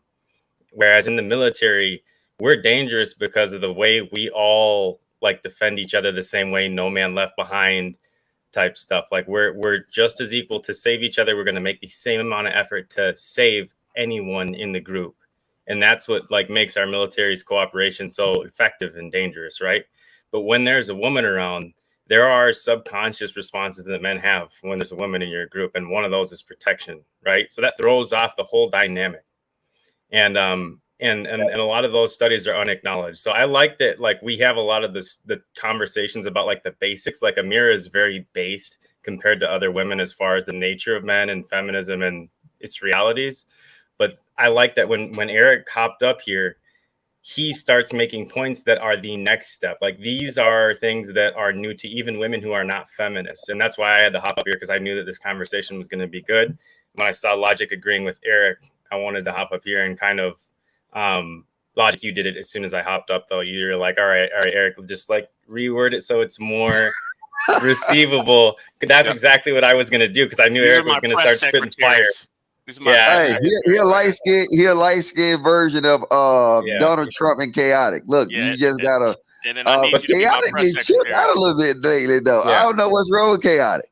So, and that's the next thing is like, you can't just focus on, Eric made a good point about women wanting to pick and choose when they'll allow men into their spaces, although they've forced their way effectively into all male spaces. And they want to have the argument of, if I can do as much pull-ups as a man, then why can't I, be on the same platoon? But that doesn't like account for reflex time, things like protective instinct and preferential treatment that men give women naturally. And you'll never be able to equate for that. So there's a lot of arguments to be had there. Sorry, Chaotic, you wanted to go before. Well, yeah, I agree with the whole notion, and I never served Logic, so please forgive me for saying this, but I do agree with the whole sentiment in terms of the military, how men really don't want to serve under women. Let's be completely honest. And I also agree that women and men sports should absolutely be separated. Men are superior physically. But one thing I don't agree with, and I've heard this before, is that the notion that women are not suitable to be C-suite executives. When clearly there are so many Fortune 500 companies that have women that are on their executive boards, and also have women that are on the board of directors. And these companies literally are the foundation of this country. I mean, Amazon has women on their C-suite executive and board of directors, Walmart, McDonald's, so all the other big Fortune 500 companies. And to suggest that these women who are extremely talented and who are intellectuals, these women have gone to private schools. More. Sorry. Oh, no, I'll wait till you get done laughing. Go ahead. Sorry. That's just funny. That's just funny. I mean, I wasn't even done talking, but I was trying to, because Amazon is the foundation of America. No, but hold on for a second. I wasn't done. I sat here and waited while everybody talked. Give me a second. Amazon is I think today their market cap might be $3 trillion. It definitely is the foundation of this country. What I'm saying is that to totally discredit women in these C-suite executive positions is absurd. These women are obviously more talented than any of us on this panel or anybody who's listening. These women literally are the heads of some of the biggest companies on the planet. So I can't totally just say, well, the senior board that has women on it shouldn't be there. These women obviously it doesn't make any sense. Oh, okay. Pardon? It doesn't make any sense to say that. It does make sense. So first off, Amazon, a company that basically leads the world, in my opinion, in trafficking of illegals into the United States through their shanty distribution centers, is not the foundation of the country. If anything, Amazon has done everything in its power to rid America of its standing in the world, right? Also, right, there's no way you're telling me that all of these women put into these positions were done so by merit, right? When all of these companies have programs and groups to give women advantages over men. All these companies have, I think, what is these internal groups that they have, which are female-led groups that are things to give women an edge over men just because of what's in between their legs. There's nothing foundational of this country that was built by women. Like, you're absolutely ridiculous to even say something like that. For you to say Walmart, for an example, something started by Sam Walton, by the way, for you to say that that's a company that's kept alive by women, it's absolutely ridiculous, right? Another company that has done its best job to make China as rich as possible while sucking resources out of the United States. That doesn't sound very foundationally American to me, right? It's certainly something that doesn't put the American worker first. By the way, most of those workers are men, by the way. So I understand, for you to say that these women are running things, you would have to first demonstrate that they were given those positions by merit and not by internal organizations which want to elevate women just for being women. That's what you have to say, because I don't care. You can give me Walmart, you can give me Amazon, you can give me whoever. If you are a Fortune 500 company, you have an internal resource group of feminists in all of these companies, which are solely dedicated to hiring women and putting women in a position of authority over men. And for you to use Amazon as a foundation of America, Amazon will be the end of America, right? If it has its way. Yes, sir. Can I ask you a question? Yes, sir. Okay, so let's do this real quick. Rachel Brand is the executive vice president of global governance. She's also the chief legal officer and corporate secretary of Walmart. This is just one senior level executive, C-suite executive at Walmart. She has a JD from Harvard. Are you telling me that you are intellectually superior to her? I'm saying that there are a bunch of men that are intellectually superior to her. I'm saying that everything that she has, I'm saying the only thing that makes her special is what's in between her legs. There's plenty of men who have JDs from Harvard. There's plenty of men out there who are governance officers. There's plenty of men out here who are legal officers as well. Most likely she got that position because now we have a group of people who want to elevate women just for being women.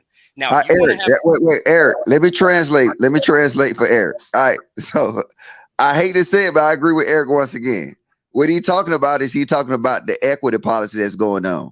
That's actually here saying that it should be proportionate representation. Like, I don't know. I mean, I can't speak for this. I'm saying, look, is you saying if a woman is best for the job, Eric, that she should not get it? Or you saying we should not give special treatment for women who don't best fit the role? I'm saying both. I'm saying that in terms of legal matters, right? When we talk about law, you just gave me something. You just gave me a position, a legal position. Yes. When it comes to creating laws, when it comes to philosophy on what is right, what is wrong, what is justice, what is injustice. Hold on. Wait, Eric, slow down. Slow down. So in that case, I agree with you 100%. It should not be equity. It should be equality. Like, hey, and then I use my firefighter analogy, right? Do you want equity to make firefighters, or do you want equality? Look, if she can pass the firefighter test the same as the men, I have no issue with it. But if you got to change the standards to make her pass it, that means you're going to drop that level of productivity that she can produce. Guys, hold on for a second. Let's do something real quick. I want to go back to the legal example. Eric talked about the Fortune 500. Yeah. We get it. Men are superior physically. Yes, I know that. And mentally as well. Mentally as well. Hold on, Eric. Let him finish, man. Let him finish, Eric. Eric, I want to hear this. Hold no candlestick to a woman that's on the board of directors for Amazon, or who holds any senior level C-suite position for Amazon. I also hold no candlestick. I also hold no candlestick to Patrick Mahomes as well. You're using a one-to-one argument. I'm using it in terms, sir. You mentioned Fortune 500. What I'm saying is that, sir, I would bet that you could not be in that same position, working at high level hours and high level meetings and high level administrative tasks that these people are doing, both men or female, because you are not in that position. Okay. These people are Harvard educated, Duke educated. These people literally run the biggest institutions in the country. For you to say that these women are diversity hires based on what fact? Okay, hold on. Let Amir go ahead. No, because all of those hold on. We're gonna come back. Eric, we got you. Eric, we got you. I haven't been able to even interject yet. Give me 1 second, Eric. The reason why I believe what Eric is saying is because, yes, there are women that go to Harvard. Yes, there are women who are intelligent. But what we're saying is that just as you found a woman to do that position, a man, there's probably hundreds of men that do the same thing. And the reason why we're saying that is because the diversity hires, because they want to have that woman put up and say, well, we have a woman doing it. Look how inclusive we are. Look how modern and liberal we are. But honestly, a man could have done it easier. So that's what the point is. Sorry. Yeah. If I'm gonna give you a good example, right? And y'all gonna hate me for this, but I'm sorry, chaotic. It's the facts. Look at the White House press secretary. Hey, look, she's a black LGBT. She was a diversity hire. Yes, she meet all. Yes, I agree with that. But she meet all the equity standards, though. But let's go chaotic. She is not the best person for the job. She's a fucking idiot. Fortune 500 companies. That's all I was arguing. That's what it's not. Let me get them. Listen, I get what you're saying, but you're going to government now. Then you went back. I can go for Fortune 500 companies. Eric said, okay. Fortune 500. Okay, so let me just say this. So first off, let me tell you why. Let me tell you why your example. And I know you like to talk with your hands. Let me tell you why your example is wrong. Right? You used a one-to-one. Hold on a second. You used a one-to-one example. You said that I, as an individual, cannot compete with some woman who is in a legal position, right? I, as an individual, also can't compete with LeBron James either. That doesn't mean that men are not more. That does not mean that men are not more dominant in certain positions than women are. When it comes to, you understand what I'm saying from a foundational level. When it comes to law, that is a woman that is in law, right? She's a governance officer. Law is a male thing. The law and philosophy on the law are things that were created by men. The people who move the law are men. The people who basically laid all the foundations for what is considered legal and what is not considered legal were men. When it comes to the idea of justice, justice is something that men provide. These are not, stop. These are not, it's the same. It's the same, because first, it doesn't make any sense because what I'm saying, because you don't understand justice. No, I understand completely. No, you don't. No, you don't. No, you don't. No, you don't. No, you don't. No, you don't. I do. No, you're not it, sir. I'm making a point. Go ahead, talk though. Okay. Your definition of justice right now came from men. Okay. So you, guy from New York City, let me have the conversation with Chaotic. He doesn't need a cheerleader right now. Go ahead, get to your point. Do you want to come up here and talk? You want me to take over? No, I mean you just wanted to butt in. All right, hold on, wait, Eric, come on now, wait. I was talking to Chaotic and the just cut in. So this is the thing, right? I think what Chaotic is trying to say is that, I mean, and I'm with both of y'all because equity does play a role in these Fortune 500 companies now because they're incentivized by obeying these standards. I don't think Eric is saying that if a woman qualifies, she shouldn't actually wear that shoe. Let her wear that shoe, but don't force companies to make these equity type decisions because they got to actually obey by what the government is saying. So I think both of y'all is talking on the same sheet. I'm just saying, chaotic, I agree. It's probably some Fortune 500 CEOs that's a female that's actually fit for the job. But with these policies, I have to agree with Eric that it's a lot of them that's not. And we're actually forcing the hands of these big corporations because, I mean, look, the White, and I'm just saying, I'm use this. The White House pout about diversity, right? Right now, they pout about having these idiots that's actually running the country. So I'm with Eric, but I'm still with you though. If she's the best for the job, then let her do it. But in most cases in 2020, I don't think so. Can I chime in? Can I just say something? What I'm saying is this, right? Mhm. What I'm saying is this logic. What he's misunderstanding me. That woman is practicing the field. No, hold on a second. Hold on. Logic. What I'm saying is this, is that woman, that one individual, you are practicing in the field of law. You are practicing in the legal field, right? So what? It's no different for me. Will you shut up and let me talk to him? It's no different for me. Wait, Eric. Nah, let him go on. Let him go on. I want to say, let him get to the point. I'm gonna get to my point. Okay. Go ahead, Eric. Go ahead. Hey, make it quick. Eric said the chaotic, so we can get the rest of the guys involved too. The legal field is no different than the football field. It is a field that was created, kept alive, and innovated by men. And men are the best in that field. If this overweight individual 3 rows down actually went to a real college and not a city college of New York, he would understand where his definitions of law and justice were created from in terms of Greek antiquity. These are not things that are female dominated. These are not things that are female oriented, right? These are things that were kept alive and created and maintained by men, not by women. Eric, again, I agree with you. I make videos about this and I talk about that all the time. Yes, men create society. We manage society. Anybody who watches my channel knows I say that all the time.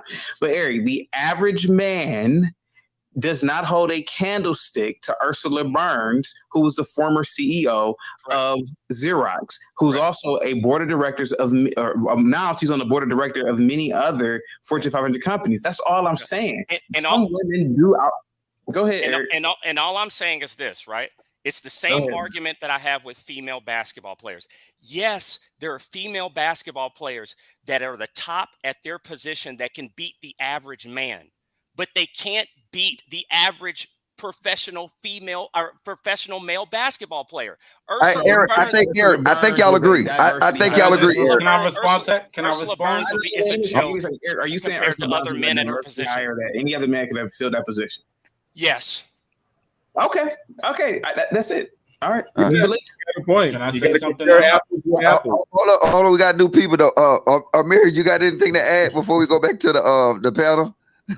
I agree. I honestly agree mostly with Eric. I do understand what Chaotic is saying, but like I said, I do believe like what Eric's saying is that yes, there are women who are smart. We're not going to discount that, but with Chaotic trying to say like Eric can't compare against the CEO of such and such, that's not what he was saying. He didn't say he could. He said that there are hundreds of men who can fulfill her position easily. Are there hundreds of women who can do the same for her in her position? Not that much. So yes, there are exceptional women, but there's more exceptional men than women.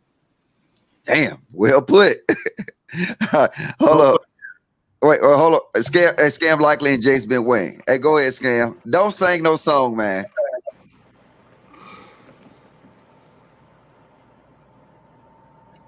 He can't get his audio. Jace, what's up, brother? Hey, what's going on, yo? Yeah, go ahead, Jace. I was struggling on mouse, but go ahead. All right. I just wanted to touch back on the military subject, just to pivot for a little bit, because I do think that women is not a woman's place to be in the military. It's a violent, very aggressive place. I've never served. I wish I can, but I've never served.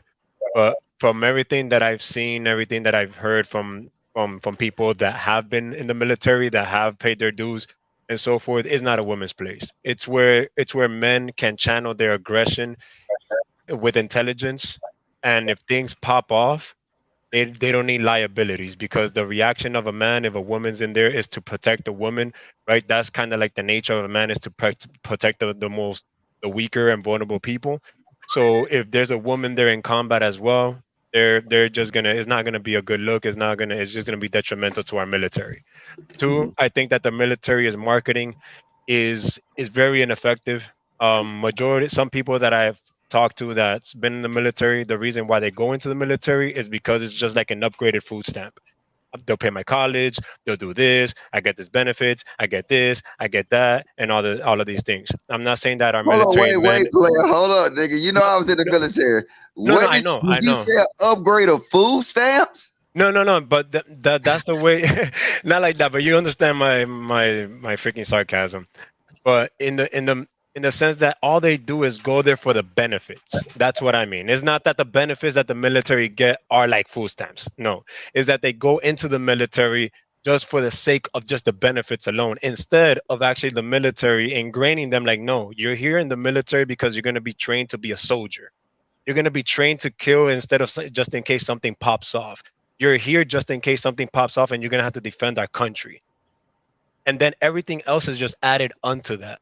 But we see people just going in for benefits because they have no other way out.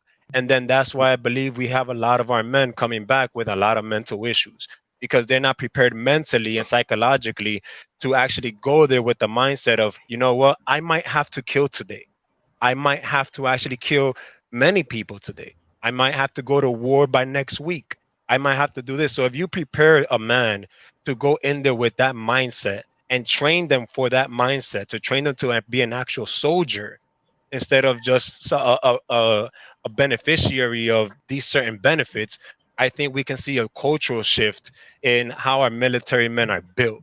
A lot of these men that I know, they're manly men. They're there to go to war, and if something pops off, they're ready. But some other people that I know, they're just like, I'm just there to get this. I'm just there to get that. I'm just get it. I would not be behind that type of person if something No, pops but off. wait. I'm gonna say this. A majority of military men is exactly what you say. A minority of them is the washouts. So a majority of the service is men who actually, you know what I'm saying? I don't think you understand. I'm open to understanding. Our job is to train. Exactly. So, and we constantly train. And we go from, you know what I'm saying, from squad side exercises to company size exercises to battalion to brigade to division. So trust me, the guys who don't want to be there, they will get washed out in the first contract. So I gotta totally disagree with you with that. Okay. But is the benefits and incentive? Yes, it is. Yeah. Just like you wouldn't go to your job if you didn't get paid for it, correct? No, of course. And I'm not knocking the benefit side of at all. I think, like I said, our military should be compensated, I think, even more than what they're actually getting now. But I just think if you look at the marketing ads for like the Russian military and how they recruit their men, and compare that to right now and how we're recruiting our men, it's totally different. Now I think the Navy, I think I saw something that they're trying to teach them all these alphabet soup pronouns and all this junk. Like what? Where is that a place for the military? What, you're gonna go up to your enemy and say, oh my bad, no, it's not a he, it's a she. Oh no, you're not a she. No, you're like, no, these pronouns junk is not meant to be in the military. Like what the heck for? Like what for? I agree with that. I'm sorry. Hey, go ahead, Scam. And you know what I'm saying? Amir, you can jump in at any time. What's good? Can you hear me? Yes. Can you hear me? Oh, cool. Logic, I know you did 22 years. I only did 2 years. I was 20 when I got out. You did 2 years. How is that possible? I did a 2-year contract. I was 18 when I was 20 when I got out. I did my ACAP. I was 19. I turned 20 in July. I was out by October. Yeah. You got to go ahead. No, people don't understand what the military really is. Like and not to take a shot at anybody, but inside the military, you see what the military is. It's not something you can really see from the outside. So a lot of people still think that no matter what you do, if you're a doctor, if you're a nurse, if you're a admin, that a war breaks out and everybody's running out in the woods throwing grenades with M16 in their hand. That's not how it works. It'd be funny if it was. No, that's TV. But I mean, I get it because people don't understand it. When I was 16, 17, my dad was even Navy, and I didn't understand that. Then I talked to recruiters and I talked to people who are in and understand the military is actually different. 90% of the Army is support. This means only 10% is combat arms. And even me being in combat arms, I was field artillery. We shoot 33, light artillery, you shoot 33-pound rounds.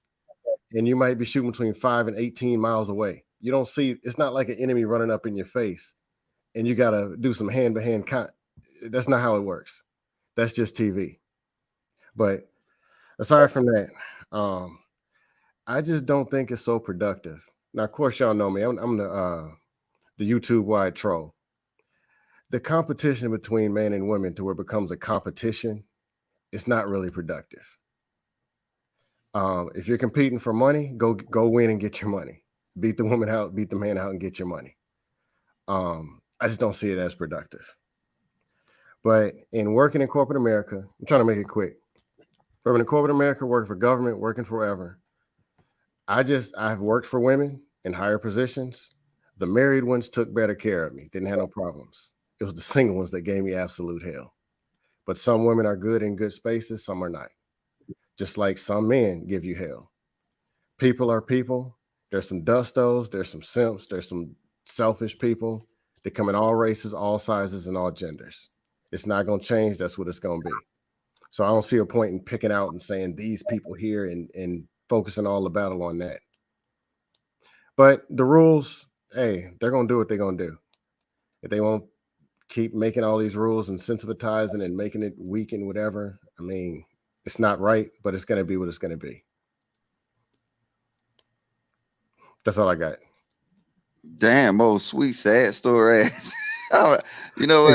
Is it really tomorrow? Are they going to all of a sudden? Bye, sad story ass. No, literally, or tomorrow they're going to all of a sudden say, you know what, me and y'all are right. All right, so shutting down feminism tomorrow. Is it going to happen? All right, there you go. But we'll get back on we'll open it back up, man, to the actual topic. We didn't turn it into a fucking army bang bang conversation. Can I just respond to him and his point? That's it. Yeah. And I'll be short because I just came on, so I missed a lot of the beginning. Yeah. Go ahead, player. Basically, what I was just saying, as far as the military goes, I understand the physicality differences, but there is definitely space for women in the military, especially when it comes to like spying, espionage, collecting information, all of these things, because like he was saying earlier, men drop their guard when women is around. Were you military? Are you prior service? I was never military. I respect everybody who's who go to fight for us. This country. Okay, so I'm asking this. Oh, wait. Hold up. For every branch of the service, all branches, what is your first MOS? MOS is your occupation. What is the first occupation you learn? I don't know. I know. You learn combat. You learn basic combat. You learn basic infantry tactics. The reason why is because you can be a surgeon in the army, right? If your hospital get overran, guess what you got to become? A soldier, right? I'm assuming. So, you got to become an infantry soldier, right? So you see how your argument. I understand what you're saying, but you see how it don't line up with actually what occurs. If you look at anybody remember that chick? What's her name? Jessica Lynch. Yeah. Y'all remember? She got kidnapped in Afghanistan. Yep. If you look at the do I put to say this? I don't know. So yeah, you can see it. No, I can't, man. All right, I'm gonna just say this: their unit was mostly a female unit, right? And it showed on the battlefield when it came to combat. Can they be the best water purifiers? I think that what she was, right? Yes, she probably could. But in the military, you have to be able to protect yourself at the drop of a dime, and she has to become a rifleman. And then that's how they got captured, because they're not able to do exactly what you just said, brother. What I mean, there's already women in the military who's already fighting who can defend themselves. I'm not trying to say that the women need to drag men across the border. I'm just saying women definitely have a position where them being women can be useful to the army. I was in the medical squadron in the Air You said Force. being spies, right? Hold up. You said being spies, and I want to get this off the army. But spies got to go behind what? Enemy lines. Okay. So now, do you want your wife or your daughter behind enemy lines? I know, because y'all, I mean, it sounds like you look at a whole bunch of James Bond movies. It ain't that simple. I'm not saying it's that simple. I'm saying, but you can't say I'm not comparing it to James, but I'm not comparing it to movies. I'm comparing it to real life. There's plenty of women who work in the CIA. Look, put it like this. First off is this. If you put what you end up doing is that you'll have to have, because you send a black chick to be a spy in Russia? You send a white woman. Okay. Now, can you send a white woman from Wisconsin to be a spy in Russia? Yeah. Let me ask you a question. Are there any foreign spies in America that are women? Yeah. Really throwing race in the Exactly. spies, man. No, I mean, that's what it is, right? There's plenty of spies in DC. Female spies, they are part of their military. We really putting race into this, man. This is what your problem. This is what you don't understand, it right? What? A white woman in DC, can she blend in? Yeah. A white woman from Wisconsin in Russia, can she blend in? Yeah. Why can't she? All she has to do is learn the language, learn the culture. And historically this has happened, but that's not my argument though. My other argument is as far as on the corporate level, before this dude with the whack ass sneaker collection left, right? As far as women, as far as women being in the corporate field, I thought as conservatives we follow ideas. If somebody comes with the best, look at Candace Owens, right? She comes with the best ideas, regardless if she's black, regardless if she's a female. She comes in a space with the best ideas. Hey, I thought that's what it was about. I think his point was that Candace Owens is proven to be the best, but Candace Owens didn't need equity to prove herself to be the best. But his point was, right, equity always existed, and that's why women are in the positions they are in today. Just because of equity, not because women come to the table with good ideas. Let's be fair. Come on. Let me ask Logic and Chaotic a question really quick, because I now get off from this guy. I got to do some studying here. What does it take, or what would you say would be practical points for the people to regain control? Because from my understanding, or you can correct me if I'm wrong, the government is there to serve the people. We enable them to go into office, but in order for them to serve us. And I think it's gotten to the point where we let it spiral out of control for so many years, where it's to the point that now the government is big enough that they have more control of the people instead of we, the people, having more control of them. Like, what are practical points that we can to gain that back? Logic, you mind if I answer the question first? Hey, you can drop me down. Hey, Chaotic, I had a question in the back chat for you though, but you can drop me down.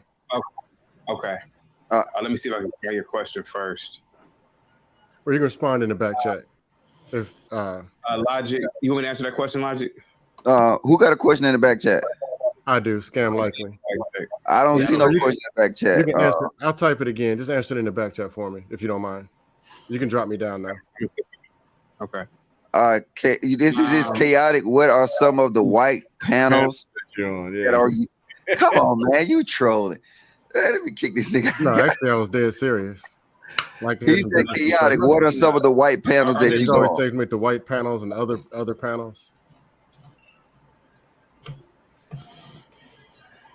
So you want to answer the question, Logic? He said, "What are some of the white panels that you're on?" Homeboy had a good question. Panels that I'm on. I choose not to answer that, Dusto. One Negro's enough. Two, it'll be a crowd, sir. I don't want you Negroes following me anywhere to these good. No offense, Dusto. I mean, you're a good black people. You're good black folk, but I can only be the one where I go. No offense to you, sir. Man, you're killing me, bro. But anyway, you can drop me down. I'm out. I'm gonna go in the chat where I belong. Yeah, get out of here, Dusto. Yeah. That's crazy. Yeah, you know, like Negroes, they come somewhere and it'll be 50 of them next day. No, absolutely not. You ain't tearing up what I. No. I gotta quick. The way that the American people can take back is to embrace conservative values, to vote Republican. The more conservative you are, the more you do not want the government to hold your hand. Eliminating welfare, eliminating the public school system, eliminating anything that the government has their hands in, you will take away power from them. Opening up your own business, whether it takes you 5 to 10 years to make $1, doing for self will eliminate a lot of government interference in your damn life. And that's how I believe the country will be given back to the citizen. But when you are begging and asking the white man or the government for handouts, he could pretty much have his say with your life or whatever. So yeah, that's my opinion. Yeah. All right, you had a follow-up question, Devil? Yeah, I had a follow-up question for Chaotic. And then this can be open-ended if you want to answer it. You still got a mirror up here too, man. Y'all better quit playing my goddamn girl like Mirror that. can chime in whenever she wants. You know what? Hold up, nigga. Yeah. Put some respect on her name. Go ahead. You got it. That's messed up. All right, everybody. So my question is, because governments have existed as ever since nations have existed, and what nation in history has ever recovered and taken power back from the government without, tearing itself to pieces from the inside? A complete rebranding and/or massacre. What nation has done what you just described without some kind of collapse? We're all afraid of the same thing. That's a good question. The only government that I can name that I really know of is a African government. Okay.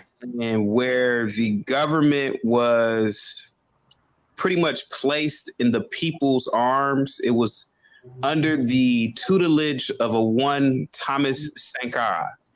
He was the 37-year-old president that became president, ironically, in a coup d'etat in the 80s. He pretty much recaptured the country from their former colonial masters, which were the French. He allowed the people to enrich themselves or to become enriched he nationalized the resources for the people. The people didn't rely on the Royal Bank anymore. The people relied on the local fauna, the local, fruits, vegetables that they had available, and they didn't need handouts anymore. That's the best answer I could probably give you, but you kind of caught me at a standstill with that. I don't know. Yeah. Maybe that's not the answer you want, but that's the closest answer I can think of. No, it was kind of a loaded question because I'm 3 years later by Blaise Compaoré, and who had the self-interest of the French, and that was that. But that's 4 years. Sounds like a resistance, and they kind of freed themselves from occupation, kind of like how the U.S. formed. But I know I'm just based on the few words that you said. Yeah, kind of. You said the French were there, the French left, and they retained their own self-sufficiency kind of thing. Yeah. But and I'm always willing to learn about. I just know that as far as my research goes, it has never happened in a modern Western country, and there's a lot of striking similarities between where we're at now and Rome shortly before it fell. So there's even accounts that were etched. I forget whether it was stone, but of how ridiculous the divorce settlements got when families separated in ancient Rome right before they fell in the out of control welfare state. Was Can there I say somebody? something? Was there And somebody I saying something when I I left? know you said you about to- Yeah, he gone now. He gone. Oh, the Go ahead. security Yeah, guard. he called you a light skinned Drake MAGA hat wearing or something. Okay, I'd rather ahead. look like that than the extra from the best friend from Get Out. I mean, like, Drake is an insult. I mean, that's fine. I mean, that guy. I mean, he's over. He's fat. He's 4-eyed. Right. He lives in a terrible apartment. He lives in New York City.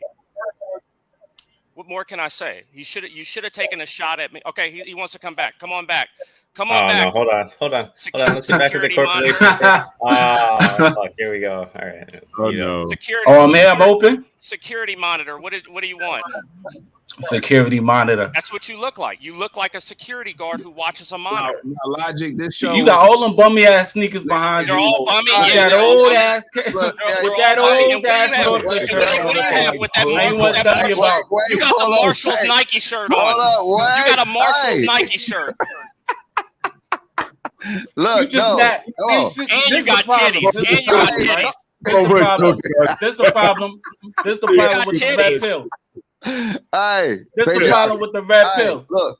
You don't Hey, have no woman man. around you. What are you talking about? All right, look. You don't know me. man. Come on, patriarchy, man. I want to hear your views, not your jokes, man. I want to hear your views, bro. Yeah, Listen. patriarchy. I wanted to. Okay, listen. Let's be Go ahead, respectful. That way, I don't get kicked off. Right. So, what is your issue with what I have to say, Mr. Sass? What is your issue? You said I'm red pill, Okay, right? this is my issue.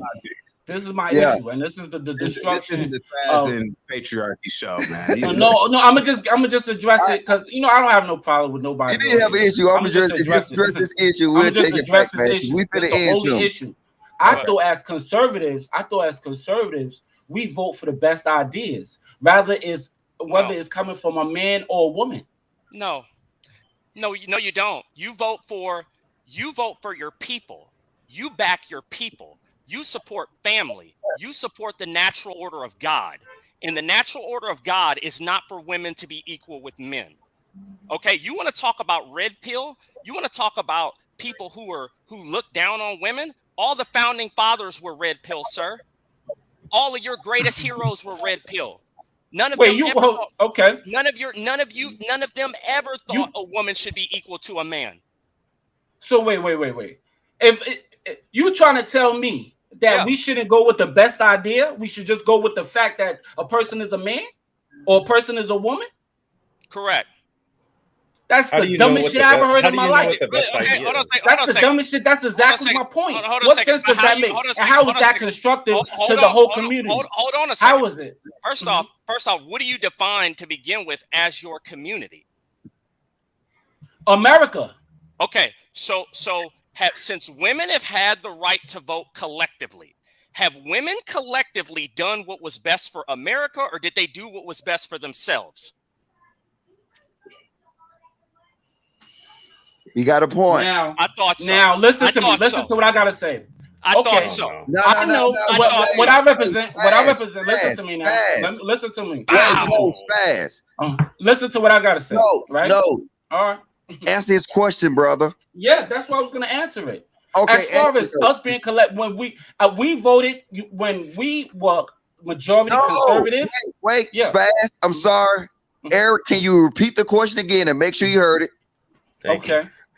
Since women's suffrage, since women have become the majority voter base in America, have they voted for what was best for America or what was best for themselves?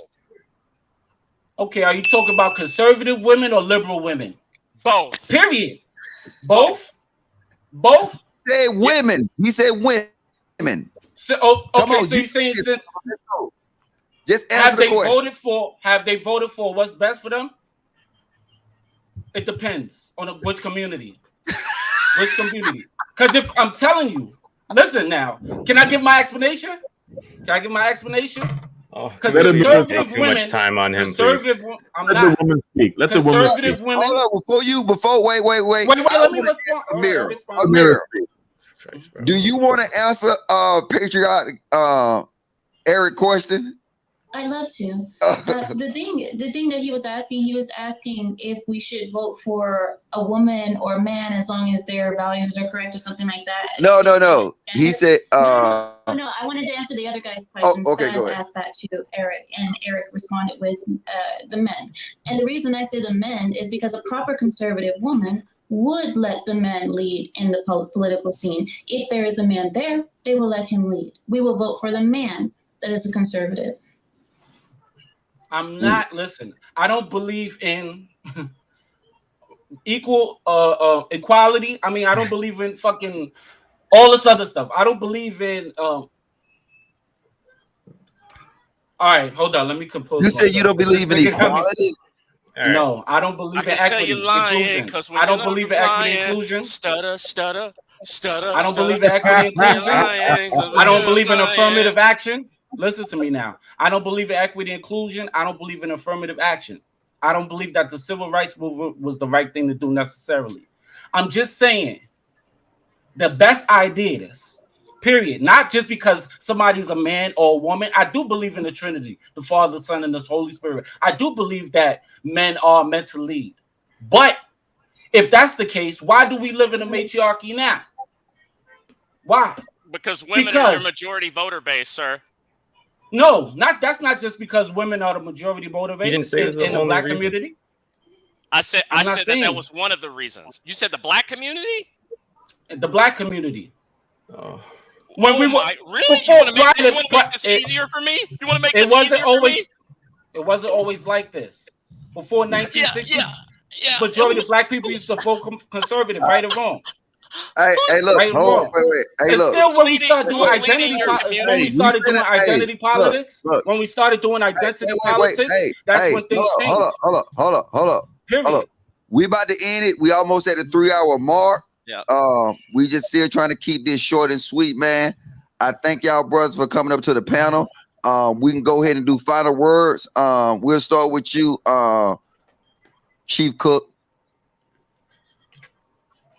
Well, I was asked this last question, but this question was asked, what can we do to get the country back together? And unfortunately, I was going to say we need another January 6th. One thing different is all of us do it, not just all white. Because you know what's going to happen if they get control, or if they said if they going to win the House of Senate this year. You know, Democrats going to do the same damn thing.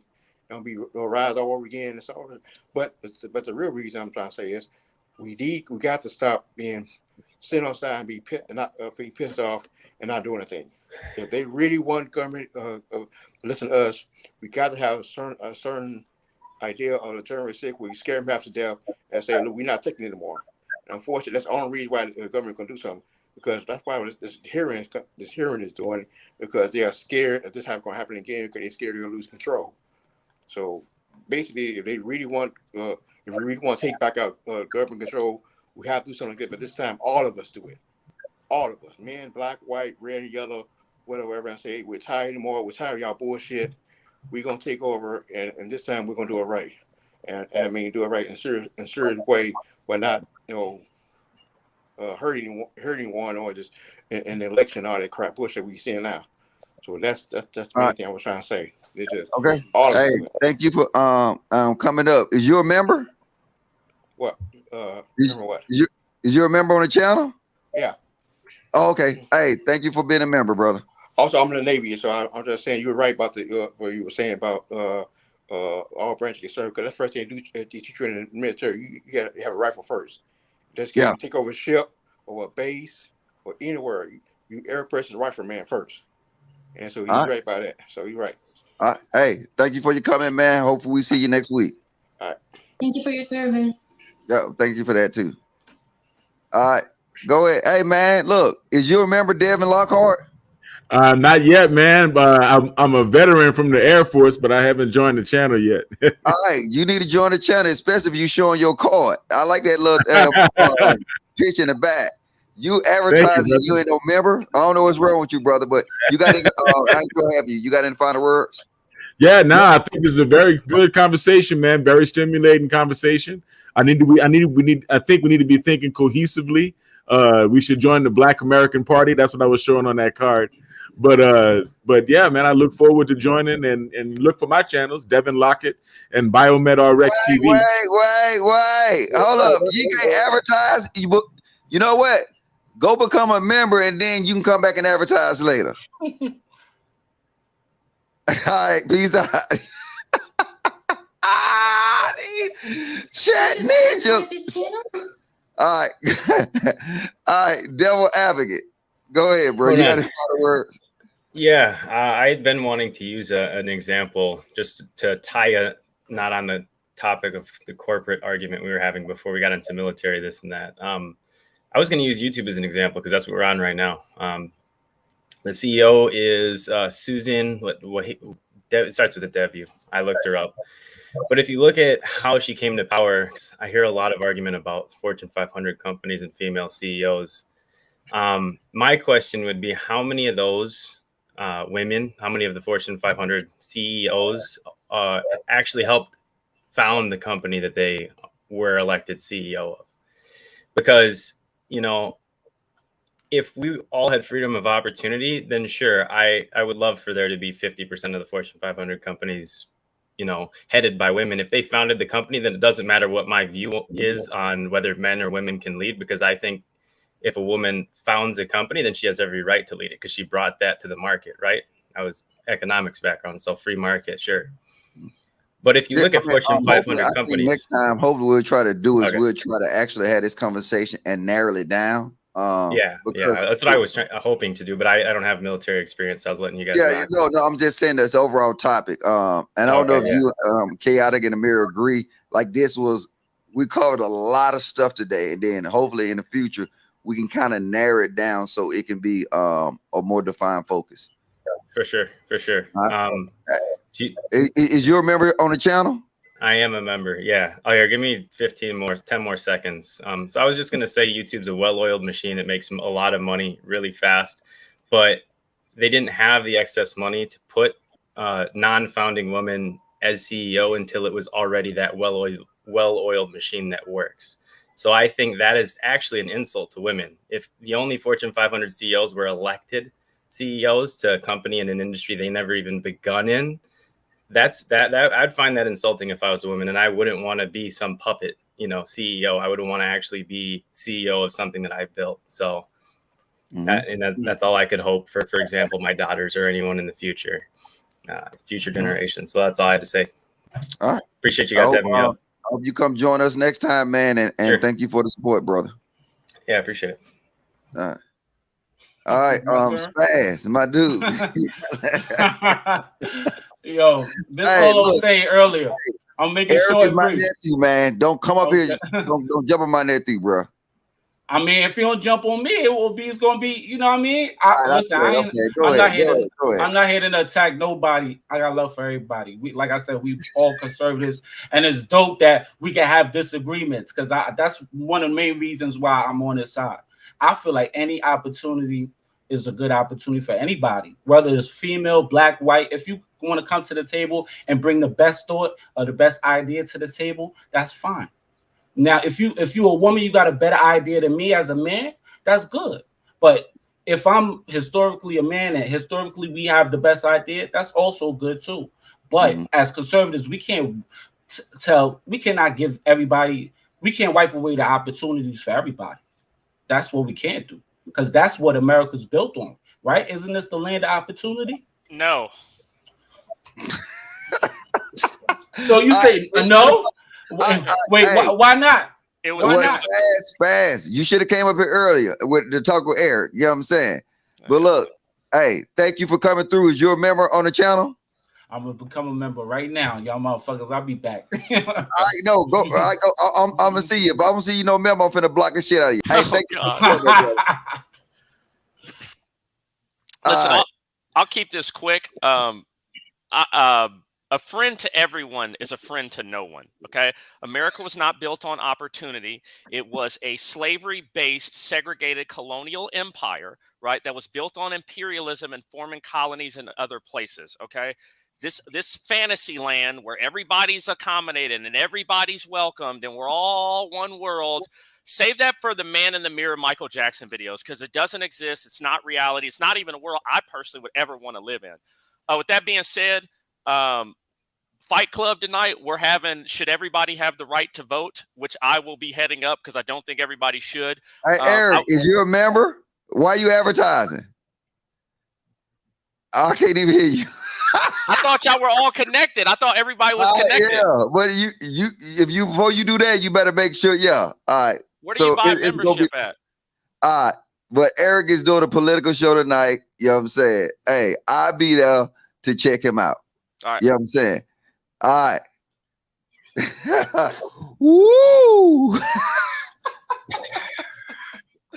All right, we can do our final thoughts, man. I'll say this: I don't have no final thoughts. Yeah, King Talk is tonight. All right, I don't have no final thoughts. I got some thought. My final thoughts is that I want to make this political platform better, and if y'all got an idea of how we can make it better, please comment, and then we'll go ahead in there and we'll look at y'all comments, and hopefully we can make this product better, because I want people to actually get more involved in the political field. So, all right, you want to go first, Chaotic? Amir, you don't want to go first, do you? I can wait. I want to say a few things. I want to say first, salute to everybody in the chat. Guys, it is almost 700 people in here. Logic hosts a great show while you're at work. It's very entertaining. It gets you through the day. He does a great job at administering and providing great content. It's nothing for you black and mild smokers, you malt liquor drinkers, to donate $2, just $2 to the super chat or the Cash App, just $2, $3. You spend it at the corner store. So just donate $2 or $3 to the Lapeef Network. And I was just joking. And number two, to Eric. I rock with Eric. I think Eric is a smart young man. But Eric, please stop disrespecting this great country. For some reason, you knowing that this country is built on slavery, somehow or some reason, you still remain here. You still live on this land. Those Jordans, sir, from the very house you live in, from the very same bank account, are all the fruits of this supposed slave history or colonial history. And if it was not for those histories, you'll be living in a mud hut in Africa, sir. Or if you're Native American, you'll be living in a teepee. Or if you're East Indian, you'll be living somewhere in the gutter in East India, if this was ancient India. So please stop disrespecting my beautiful country, sir. A country that has provided you so many freedoms, and the freedom for you to get on a panel and speak freely, by the way. This is the greatest country on the planet, and I love it. And guys, please hit that Cash App, and please donate to the super chat for the Lapeef Network. And salute to you, Logic, and salute to you, Amir. This has been a great, great damn show. Guys, please get the likes up. And please, guys, please come next Tuesday for more political talk with me, Logic, and Amir. Thank you, guys. Have a good one. Peace. Hi, Amir. You got any final thoughts? I want to say thank you guys so much for inviting me. Echo. Well, there you go. Your signal dropped. Go ahead. You got it. Thank you guys so much. Just talk. It's good on this side. Okay. Thank you guys so much for. So it's very distracting. I don't know where it's coming from. Okay. Can you mute yourself? I don't know who. Yeah, I'm already muted. Okay. Okay. Thank you guys so much for inviting me. Talking over myself. I I can't even focus on the echo, guys. But thank you guys so much. I hope you do it again, and I'll see you guys hopefully next Tuesday. We'll see. All right, we got audio diff. Good. Thank you, Amir, for coming through. All right, people. Everybody know that it's King Talk tonight. Make sure y'all come to King Talk, man. Make sure y'all hit this thumbs up before we go. I promise you this. I want to do more talking and more presenting. So I'm willing. I hope Amir come back next week and Chaotic, and hopefully we can come up with a good plan. It's a lot of stuff going on in the political arena. This is election season. All right, it's your boy Logic, man. I'm out of here. Hit that thumbs up, man, for Lapeef Network, the greatest network on earth. Peace.